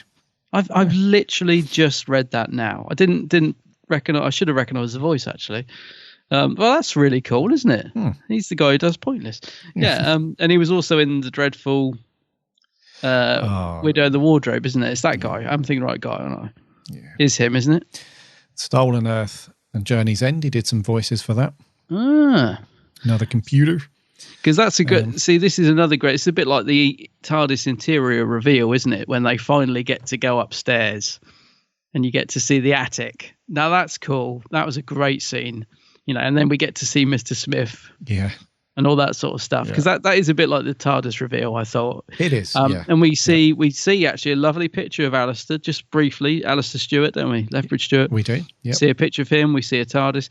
Did it remind you a little bit of your mate Clive's sort of room with all the little bits stuck up? Because I did think of that when we were going through it. Yeah. Your mate Clive from the episode Rose. It's a little bit like that. She's sort of kept, you can see that she's still investigating, still interested in all that, and that's brilliant. I really love that bit where they go up to the attic. Yeah, it's a cool reveal, isn't it? It's brilliant. Yeah. He was in Doctor the Widow and the Wardrobe. He did. Yeah, I thought it was him. S7X. Oh, crikey. But no, his voice is quite suited to this, though. It's quite good. It is. I can't believe I didn't realise it was him. Yeah. Yeah. So that was good. I really like that reveal. And then locked away in that cupboard. Now, that was another thing. Completely caught me off by surprise. Why is K9 locked in this cupboard? Oh, yeah. Because he's fixing something, isn't he? He's blocking a black hole. Yeah. He's that again, just because again, I don't know any of this stuff, having not watched this. So she opens the cupboard. K9's in there holding back a black hole or something. I don't know if that's gonna is that gonna come into it later in the series, do you think, or what? But he's not going to be in there forever, is he? Surely. I should hope not. But the little bit that got me, because I'm sentimental, is when she says something like, what does she say? I don't know, good dog or something. And he goes, affection noted, mistress. Yeah. I was like, I love K9. I hope he comes out of that cupboard. I'm sure he does. I think so. I'm sure he does. I'll just open it every week and just have a little chat with him and then shut it. I'm sure he does. But that was cool, wasn't it? That was another bit that was like, it's K9. Another nice little moment in the story. Yeah. I think, wasn't there something to do with not being able to have K9 as a character officially?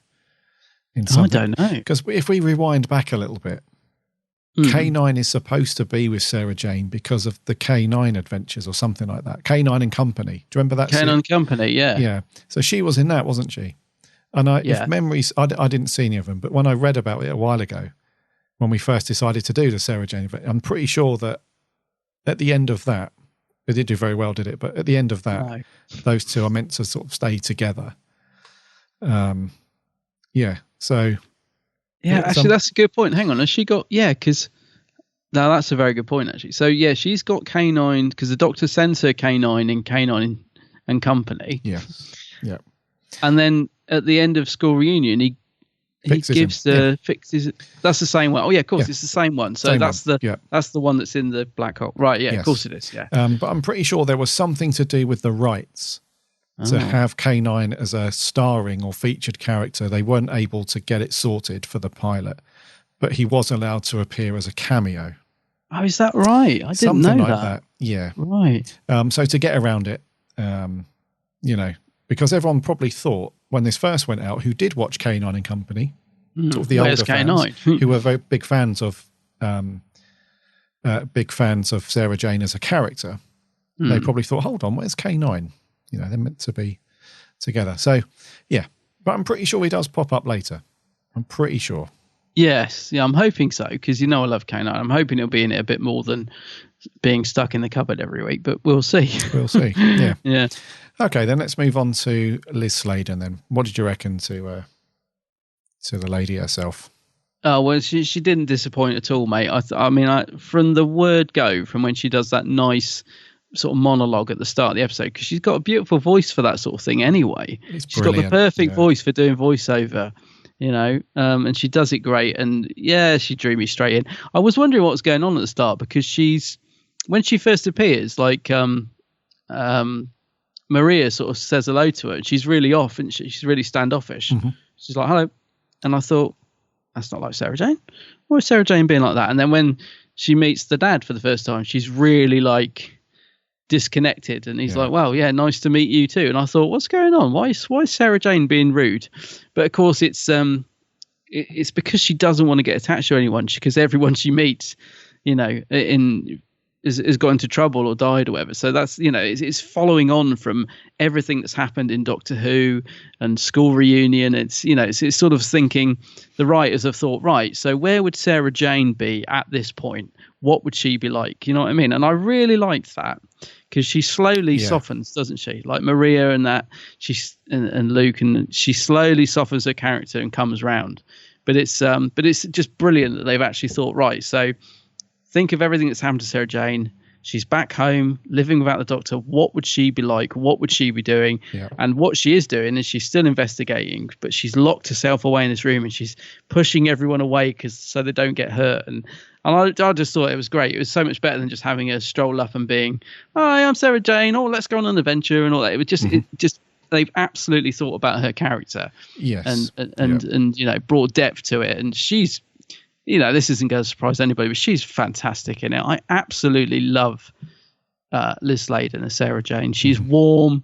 She's great when she has to be strong, like the way she stands up to, Mrs. Wormwood, and the way she's, with the mum as well, when the mum's being really rude. She just sells it brilliantly.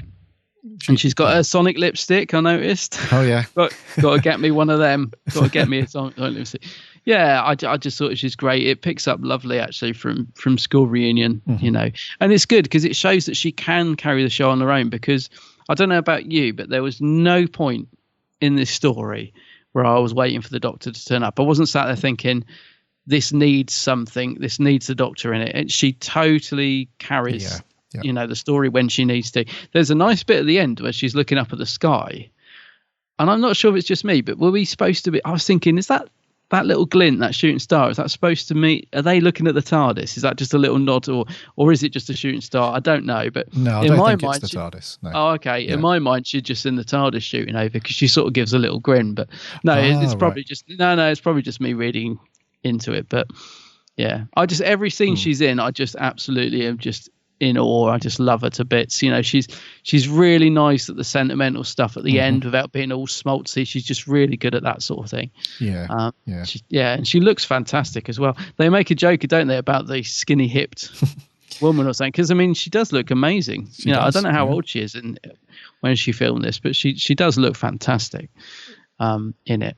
She does. She's got Cool. And I like the fact we've got a show that's aimed at kids with an older, female heroine as well, because very often, a bit like when Capaldi was cast, we've got this thing, haven't we, that if somebody's past a certain age, they're past it, they're old. I'm not interested. So I love the fact that this was a popular show with a strong female, older lady. Do you know what I mean? And she's not old, she's not super grand, but you know what I mean? She's not like a 20-something. Yeah.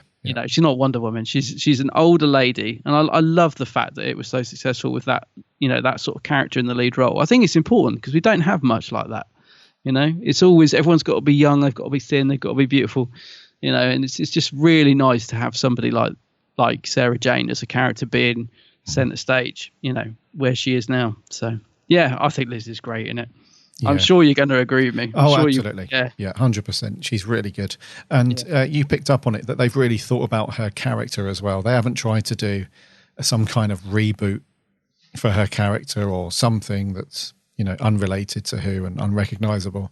They've really thought about the depth that they will need to carry forward, not just from her classic years, but when she was in School Reunion and the Five Doctors, that sort of thing. So,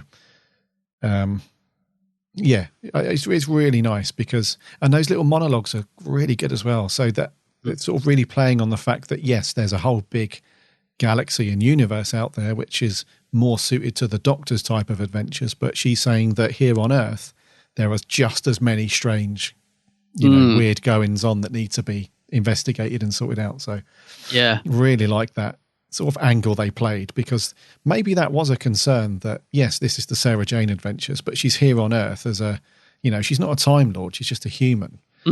Says, why would you watch this when you can go and watch Doctor Who with all those fabulous adventures, traveling in time and space? But I really like that they sort of gave you that angle that you don't need to leave Earth to have these wonderful adventures, and there's still lots of danger and threat that needs to be handled, and she's the woman to do it. Really, really good. And she does look amazing for an older lady. at the time of this film. You know, I had a little crush on. I'm not surprised. Yeah, a little crush on there. She looks fantastic. I like the fact she lives on 13 Bannerman Road. I mean, I'm assuming, correct me if I'm wrong, I'm assuming that's a little nod to our friend John Barrowman, is it? It must be. It's very close. It's Bannerman. No, it's Bannerman, isn't it? Bannerman. Hang on. It's Bannerman. Delta and the Bannerman? No. Maybe. It's definitely close to a few things. Yeah, I'm such a wally. I was thinking John Barrowman, but it's Bannerman Road, isn't it? No. Oh. But no, it's very close to a few ththings. Yeah, that's kind of thrown me. That as silly old me. I do get people know what we're like with names all the way through. I was thinking, John Barrowman Road, it's Bannerman, isn't it? Oh, I'm sure it's a reference to something. Somebody out there will tell us. Yeah, I'm sure. Yeah. Okay, mate. Is there anything you want to mention? No, not really. I thought the casts are all good. And everything. The only thing, the music I did make a note of, which I thought was really nice. I like the theme. That's Murray Gold, and it done the theme. The theme, yeah. I meant to look, and I forgot to see who's doing the instrumental music because I thought it was Murray, but it might be somebody else whose name I've completely forgotten. It might be Ben Foster. I'm not sure. I think somebody else did the music for it. The incidental music, I mean, not the theme. Yeah, someone else. But whoever's doing it. It might be the both of them. I'm not sure because it doesn't say on Wiki. I thought, it's bound to be on there, and I can't find it. Murray did the theme. Whoever did the instrumental music, I thought it really suited the show. I really liked, especially the incidental music. Yeah, you know, there was a lovely bit of music when Maria goes out and sees Sarah Jane with the alien in the garden. It sounded very Murray-like actually. But it's a lovely piece of music there. Mm-hmm. I liked instrumental music as well. And a bit like what you said about the production values being like Doctor Who, it reminded me, it's not like they've gone and got some cheap, we can't afford Murray, so let's get Dave down the road with his Casio up here to do, it sounded like really high quality music score that could easily be released as a soundtrack. Do you know what I mean? It really suited it. Yeah. The only other thing was the effects, mate. I thought, they looked a bit dated, but I think they worked perfectly for the story. I don't think they looked bad. But I thought the explosion at the end was mega. Oh, that's cool. It's like, that was an awesome explosion. I bet that was Danny from the effects team. That was an awesome explosion because I was thinking about the one in School Reunion, which is a sort of CGI explosion because obviously they couldn't blow up the school. But this one, it looks like they properly blew up that building. It was really well done, I thought. Like, it was and they looked like they were really close to it as well when it actually goes. I mean, poor old Tommy Knight, Luke, he looks terrified when that thing goes up. So I thought that was quite impressive for the show as well. So it looked like they put a lot of effort into it. Let's put it that way. Yeah, it wasn't too bad actually. Not too bad at all for its time. And I watched it on DVD as well. I haven't got this on. I don't think these first ones were on Blu-ray. Maybe no, they're not. No, not till Series 4, I don't think. Yeah, and even on DVD, it still looks pretty good. Yeah, it stands up all right. Yeah. Composer-wise, by the way, so Murray Gold did the theme, but the in-episode music was a guy called Sam Watts. Oh, was it? Yeah. Okay. Oh, I don't know him. Yes. So what other stuff has he done? I'm not sure. No. I'll have to look him up because I thought it was really nice. It definitely had Murray's vibe to it. I thought, that's cool. Right then, let's get on to scores. Right. It is you to go first. It is me, isn't it? Yeah. Yes. Yeah. I'm going to go for a 7 out of 10, which I consider to be a good, decent episode. 6.5 sounded a bit low. Anything higher than 7, I think, was too much. It was just a nice, decent hour of television, I thought. So I'll go with a 7. Yeah, that's a snap from me. Yeah. That's a 7 from me as well. I thought exactly the same thing. I thought anything below that was not really justified. An injustice. Yeah. But anything above, it puts it into, much better stories. But it was a decent, enjoyable watch for an hour. I thought so, yeah. Yes. Okay, what did our beautiful listeners think? Over on Twitter, we did the usual poll, and a whopping 91% of you said likey, which left only 9% of you not really feeling it in the stinky department. We had a fair few comments as well on Twitter. We did. Cindy Lou Hoovian said, I quite liked it. Orientation toward a younger audience seems closer to the original premise of classic Doctor Who than either Torchwood or Class. SGA is easily one of my fave spin-offs.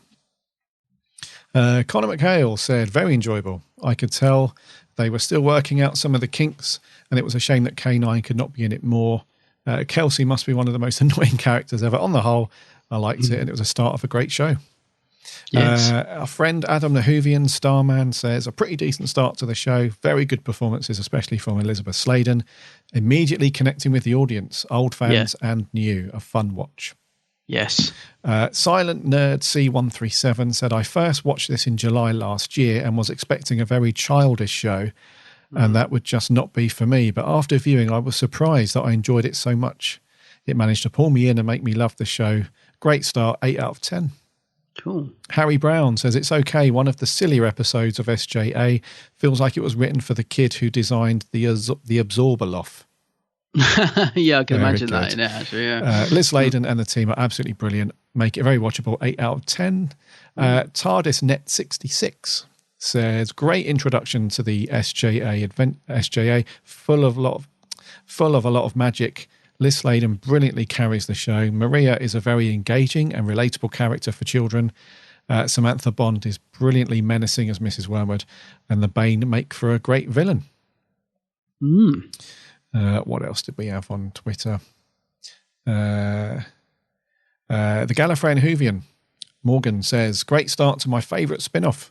Elizabeth reprises her role as Sarah so well it's like she never left. Luke and Maria are introduced and developed very nicely throughout the episode. A pretty simple but nonetheless exciting plot, and the Bane were great villains, 7.6. Oh, nice. Okay, cool. Toby at Gallifrey's Guard says, a decent story, easy to get into, sets up the series really well, but definitely not SJA at its peak. 7 out of 10. Let's have a look. I think there was one more. There's a few more. So I know we've already done Cindy Lou Whovian. TARDIS Files HQ says, what a great Doctor Who spin-off idea. K9 and Sarah Jane together again. Episode is funny, but yet introduces the show well. In my opinion, it's a great episode to start off. One of the best Doctor Who spin-off shows. Shame it couldn't have gone on for longer. 9 out of 10. Yes. James at J.A. Arkham Reviews says, I remember stumbling across this on New Year's Day 2007. Literally. I was blown away. Absolutely charming and exciting series. It's always brought so many emotions. I never wanted the episode to end. It was the perfect introduction. I always treasure this show. Thank you, Liz. Oh, cheers, James. Jack at Who Vienna says, this story is a brilliant intro to one of the best and most popular Who spin-offs. It takes the idea of a modern craze and makes it alien, which combines all of these totally different elements. When put together, they create a phenomenal hour-long epic. Wow. Yes. Andrew Cuthbert Jr. says, sadly, it's the only spin-off material of Doctor Who I couldn't get into. Oh, no. I was more into Torchwood. The Big Finish Sarah Jane Smith series is phenomenal, however. Oh, okay. Not heard any of that. Yes. And lastly, Sarah Louise Baggett says, Sarah Jane and K9, two of my favourite companions. I thoroughly enjoyed this episode. I was instantly drawn to the plot and thought it was a great intro to Maria and Luke, and provided the perfect update to where Sarah Jane is now and how the Doctor has influenced her path in life. 8 out of 10. Oh, okay, that's good. Let's jump over to Facebook and rattle through some of these. Carl Evan Elwell says, really enjoyed the episode. Liz is fantastic as Sarah Jane, and it felt like she'd never been away. It felt like a continuation of K9 and Company. Agree about the child acting and understand why the actress playing Kelsey was dropped. It took me a few episodes to get used to Tommy Knight's Luke character, but Samantha Bond was the ideal villain. 8.5. That's cool. Sir Jake of the Burt Whistle. Welcome back, mister. Says, sorry for the inactivity. No worries, buddy. He says, the invasion of the Bane, a fantastic start to a fantastic spin-off. Liz Sladen is on form from beginning to end. Some of the child acting is questionable, but all in all, a great episode. 9 out of 10. 9, okay. Luke Allen says, I love Invasion of the Bane. As a young Christian, watching this caught my interest in the Book of Revelation, due to her name being Wormwood. I loved SJA, and it was great to meet the cast at the Attic. Oh, wicked. Yeah, so the Attic is a Sarah Jane Adventures convention that happens in Cardiff, isn't it? Yeah, it happened last year, didn't it? Yeah, it Cardiff it was or amazing, London? actually. Cardiff or London? Cardiff, yeah, it was Cardiff, yeah. He says, I love it even more. What a great start to a wonderful series. 8 out of 10. Brilliant. Rob Kernick, a very nostalgic episode for me. Great mysterious starter to help pull kids into the Doctor Who universe. I remember watching this live as a kid and loved it. Strong start, 8 out of 10. Yeah. Sammy Satine says, Sammy. An excellent way to kick off a brand new series of adventures. Kelsey annoys me, but the rest of the kids are great. I think Liz does a great job. The Bane are a good monster, one of the recurring villains from the Sarah Jane Adventures. Samantha Bond is excellent as Mrs. Wormwood. 7 bubble shock bottles out of 10. I like it. Joseph Howarth says, nostalgia. It's a wonderful thing to me, and my God, was this show a delight to watch when I was younger. I adored it when it first came onto my screens in 2007, and just watching this episode makes me appreciate Sarah Jane a little more, knowing that I first saw her in School Reunion and then grew to love her as a character. It goes on to say that they hit gold when they chose Samantha Bond as Mrs. Wormwood. Only thing I don't like about the episode is Kelsey. Yeah. 8 out of 10. Lewis Palmer, a great start to the show, lays the groundwork for where the series will go from here. It's pretty much a standard first episode. We get introduced to the characters, etc. The Bane are cool, though not up there with the best of the villains from the Whoniverse. 7 out of 10. Martin Arnold says, so this is uncharted territory for me. I watched Doctor Who since I was knee-high to a Cybermat, but never the SJA. Perhaps very unfair to say, but its demographic is clearly a much younger audience than my 45 years. I generally don't get much out of that kind of TV, so it's interesting to watch this one. Of course, Liz is great, and her more maternalistic role is interesting, but the show is clearly more about teens. The story is decent enough, unsurprisingly, isn't at all taxing. It's well made, and I'll be interested in watching more from a fandom point of view. But I'm not sure I'd rush out and buy it, so I'll have to rely on iPlayer. This isn't meant as a criticism, by the way, just the opinion of a boring old git. I hope everyone else enjoys it. Stick with it, mate. Honestly, it's as I said, I think we move on, it progresses.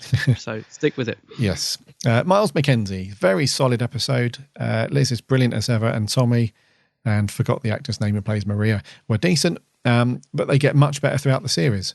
The plot was easy to follow and some great bits of comedy. 8 out of 10. Jason Thayer says, some shows don't start off on a good foot. Not Sarah Jane! ! George Puddy says, so Invasion of the Bane, one of the few SJAs I've actually watched before review week. It's a decent story. The plot is good and Mrs. Wormwood is quite sinister. Liz Sladen is on top form, but the child acting isn't the best, with Kelsey being so annoying that she was dropped from the actual series. Some of the CG is a bit ropey in places, but it's generally a very good pilot. 7 out of 10. Cool. And lastly, as usual, short and sweet from Jeff Waddle. He says, never seen it, so can't comment. Oops, I just did.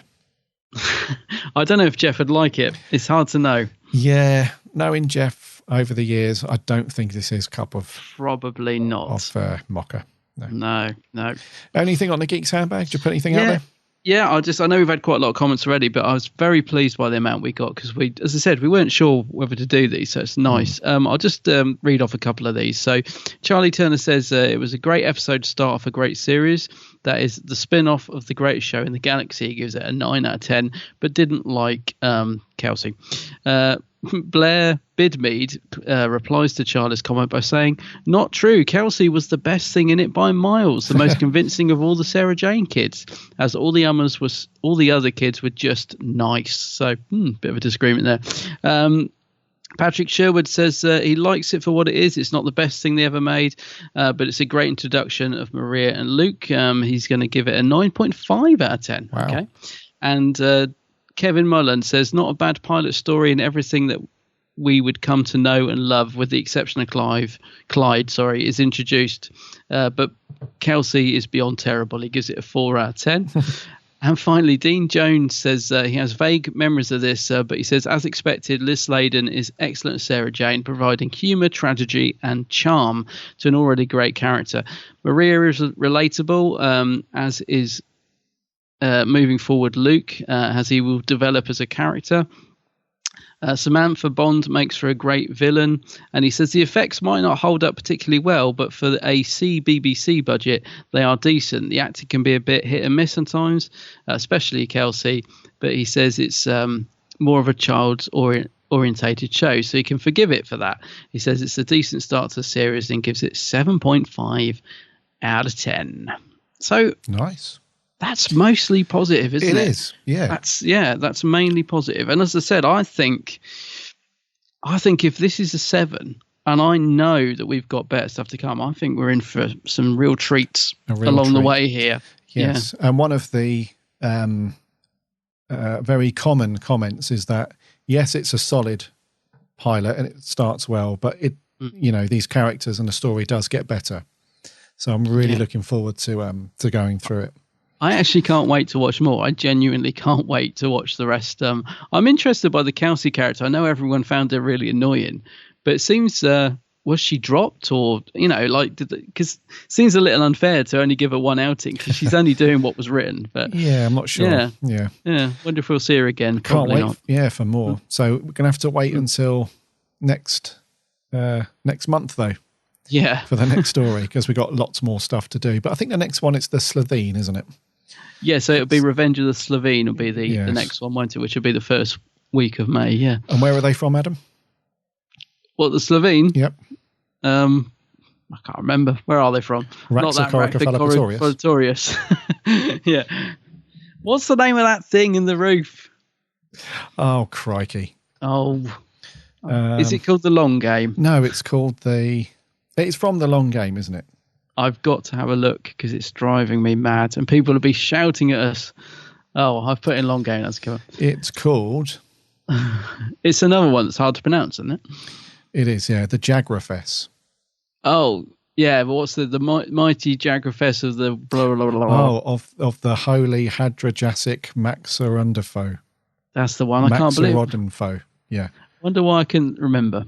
Because you don't concentrate. No, ridiculous name. Yes. That's Russell, that is. Indeed.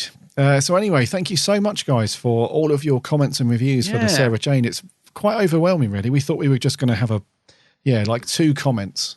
I didn't know what to expect. I really didn't know. Yeah. So that's very cool. So next week, we're back to Doctor Who, and it's going to be Classic Who. So what have we got next week, dude? Next week, frilly shirts at the ready because it's a third Doctor story. It's the Time Monster. Ah, old Pertwee. Ah, yes. I expect that's a 12-parter, is it? Something named Pertwee. I think it's a 6-parter, isn't it? 6 parts, yeah. Time Monster, yeah. Yes. Good. So I seem to remember Delgado's in that one, which is always good. So I'm looking forward to that. He is, yeah. You must be, yeah. So get your DVDs out. And get that a watch because we'll be asking for your reviews, etc., as normal. Mm-hmm. And I think we'll call it there, mate, for 182. Okay.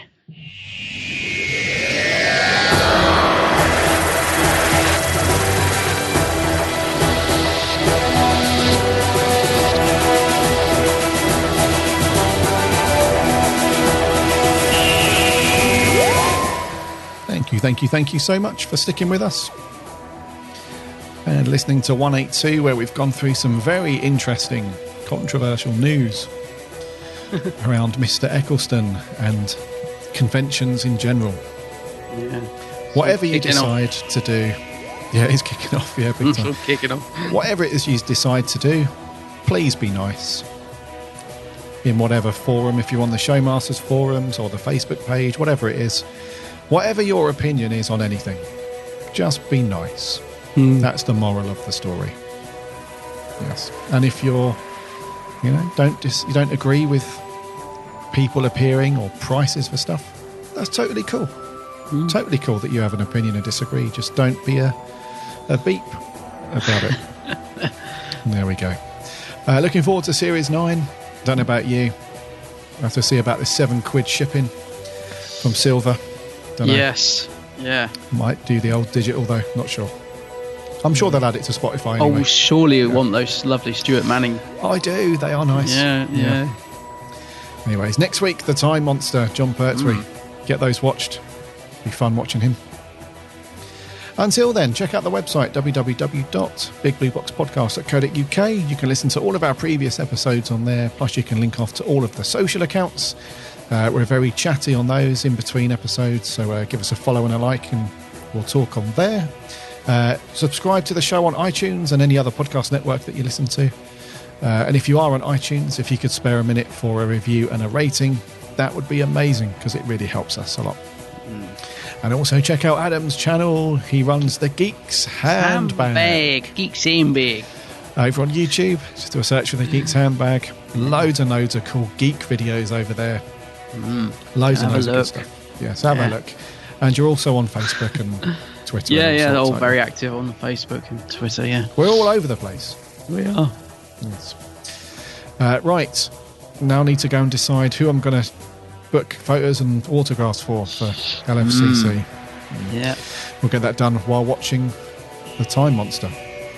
So until next week in episode 183, my name's Gary. My name's Adam. And remember...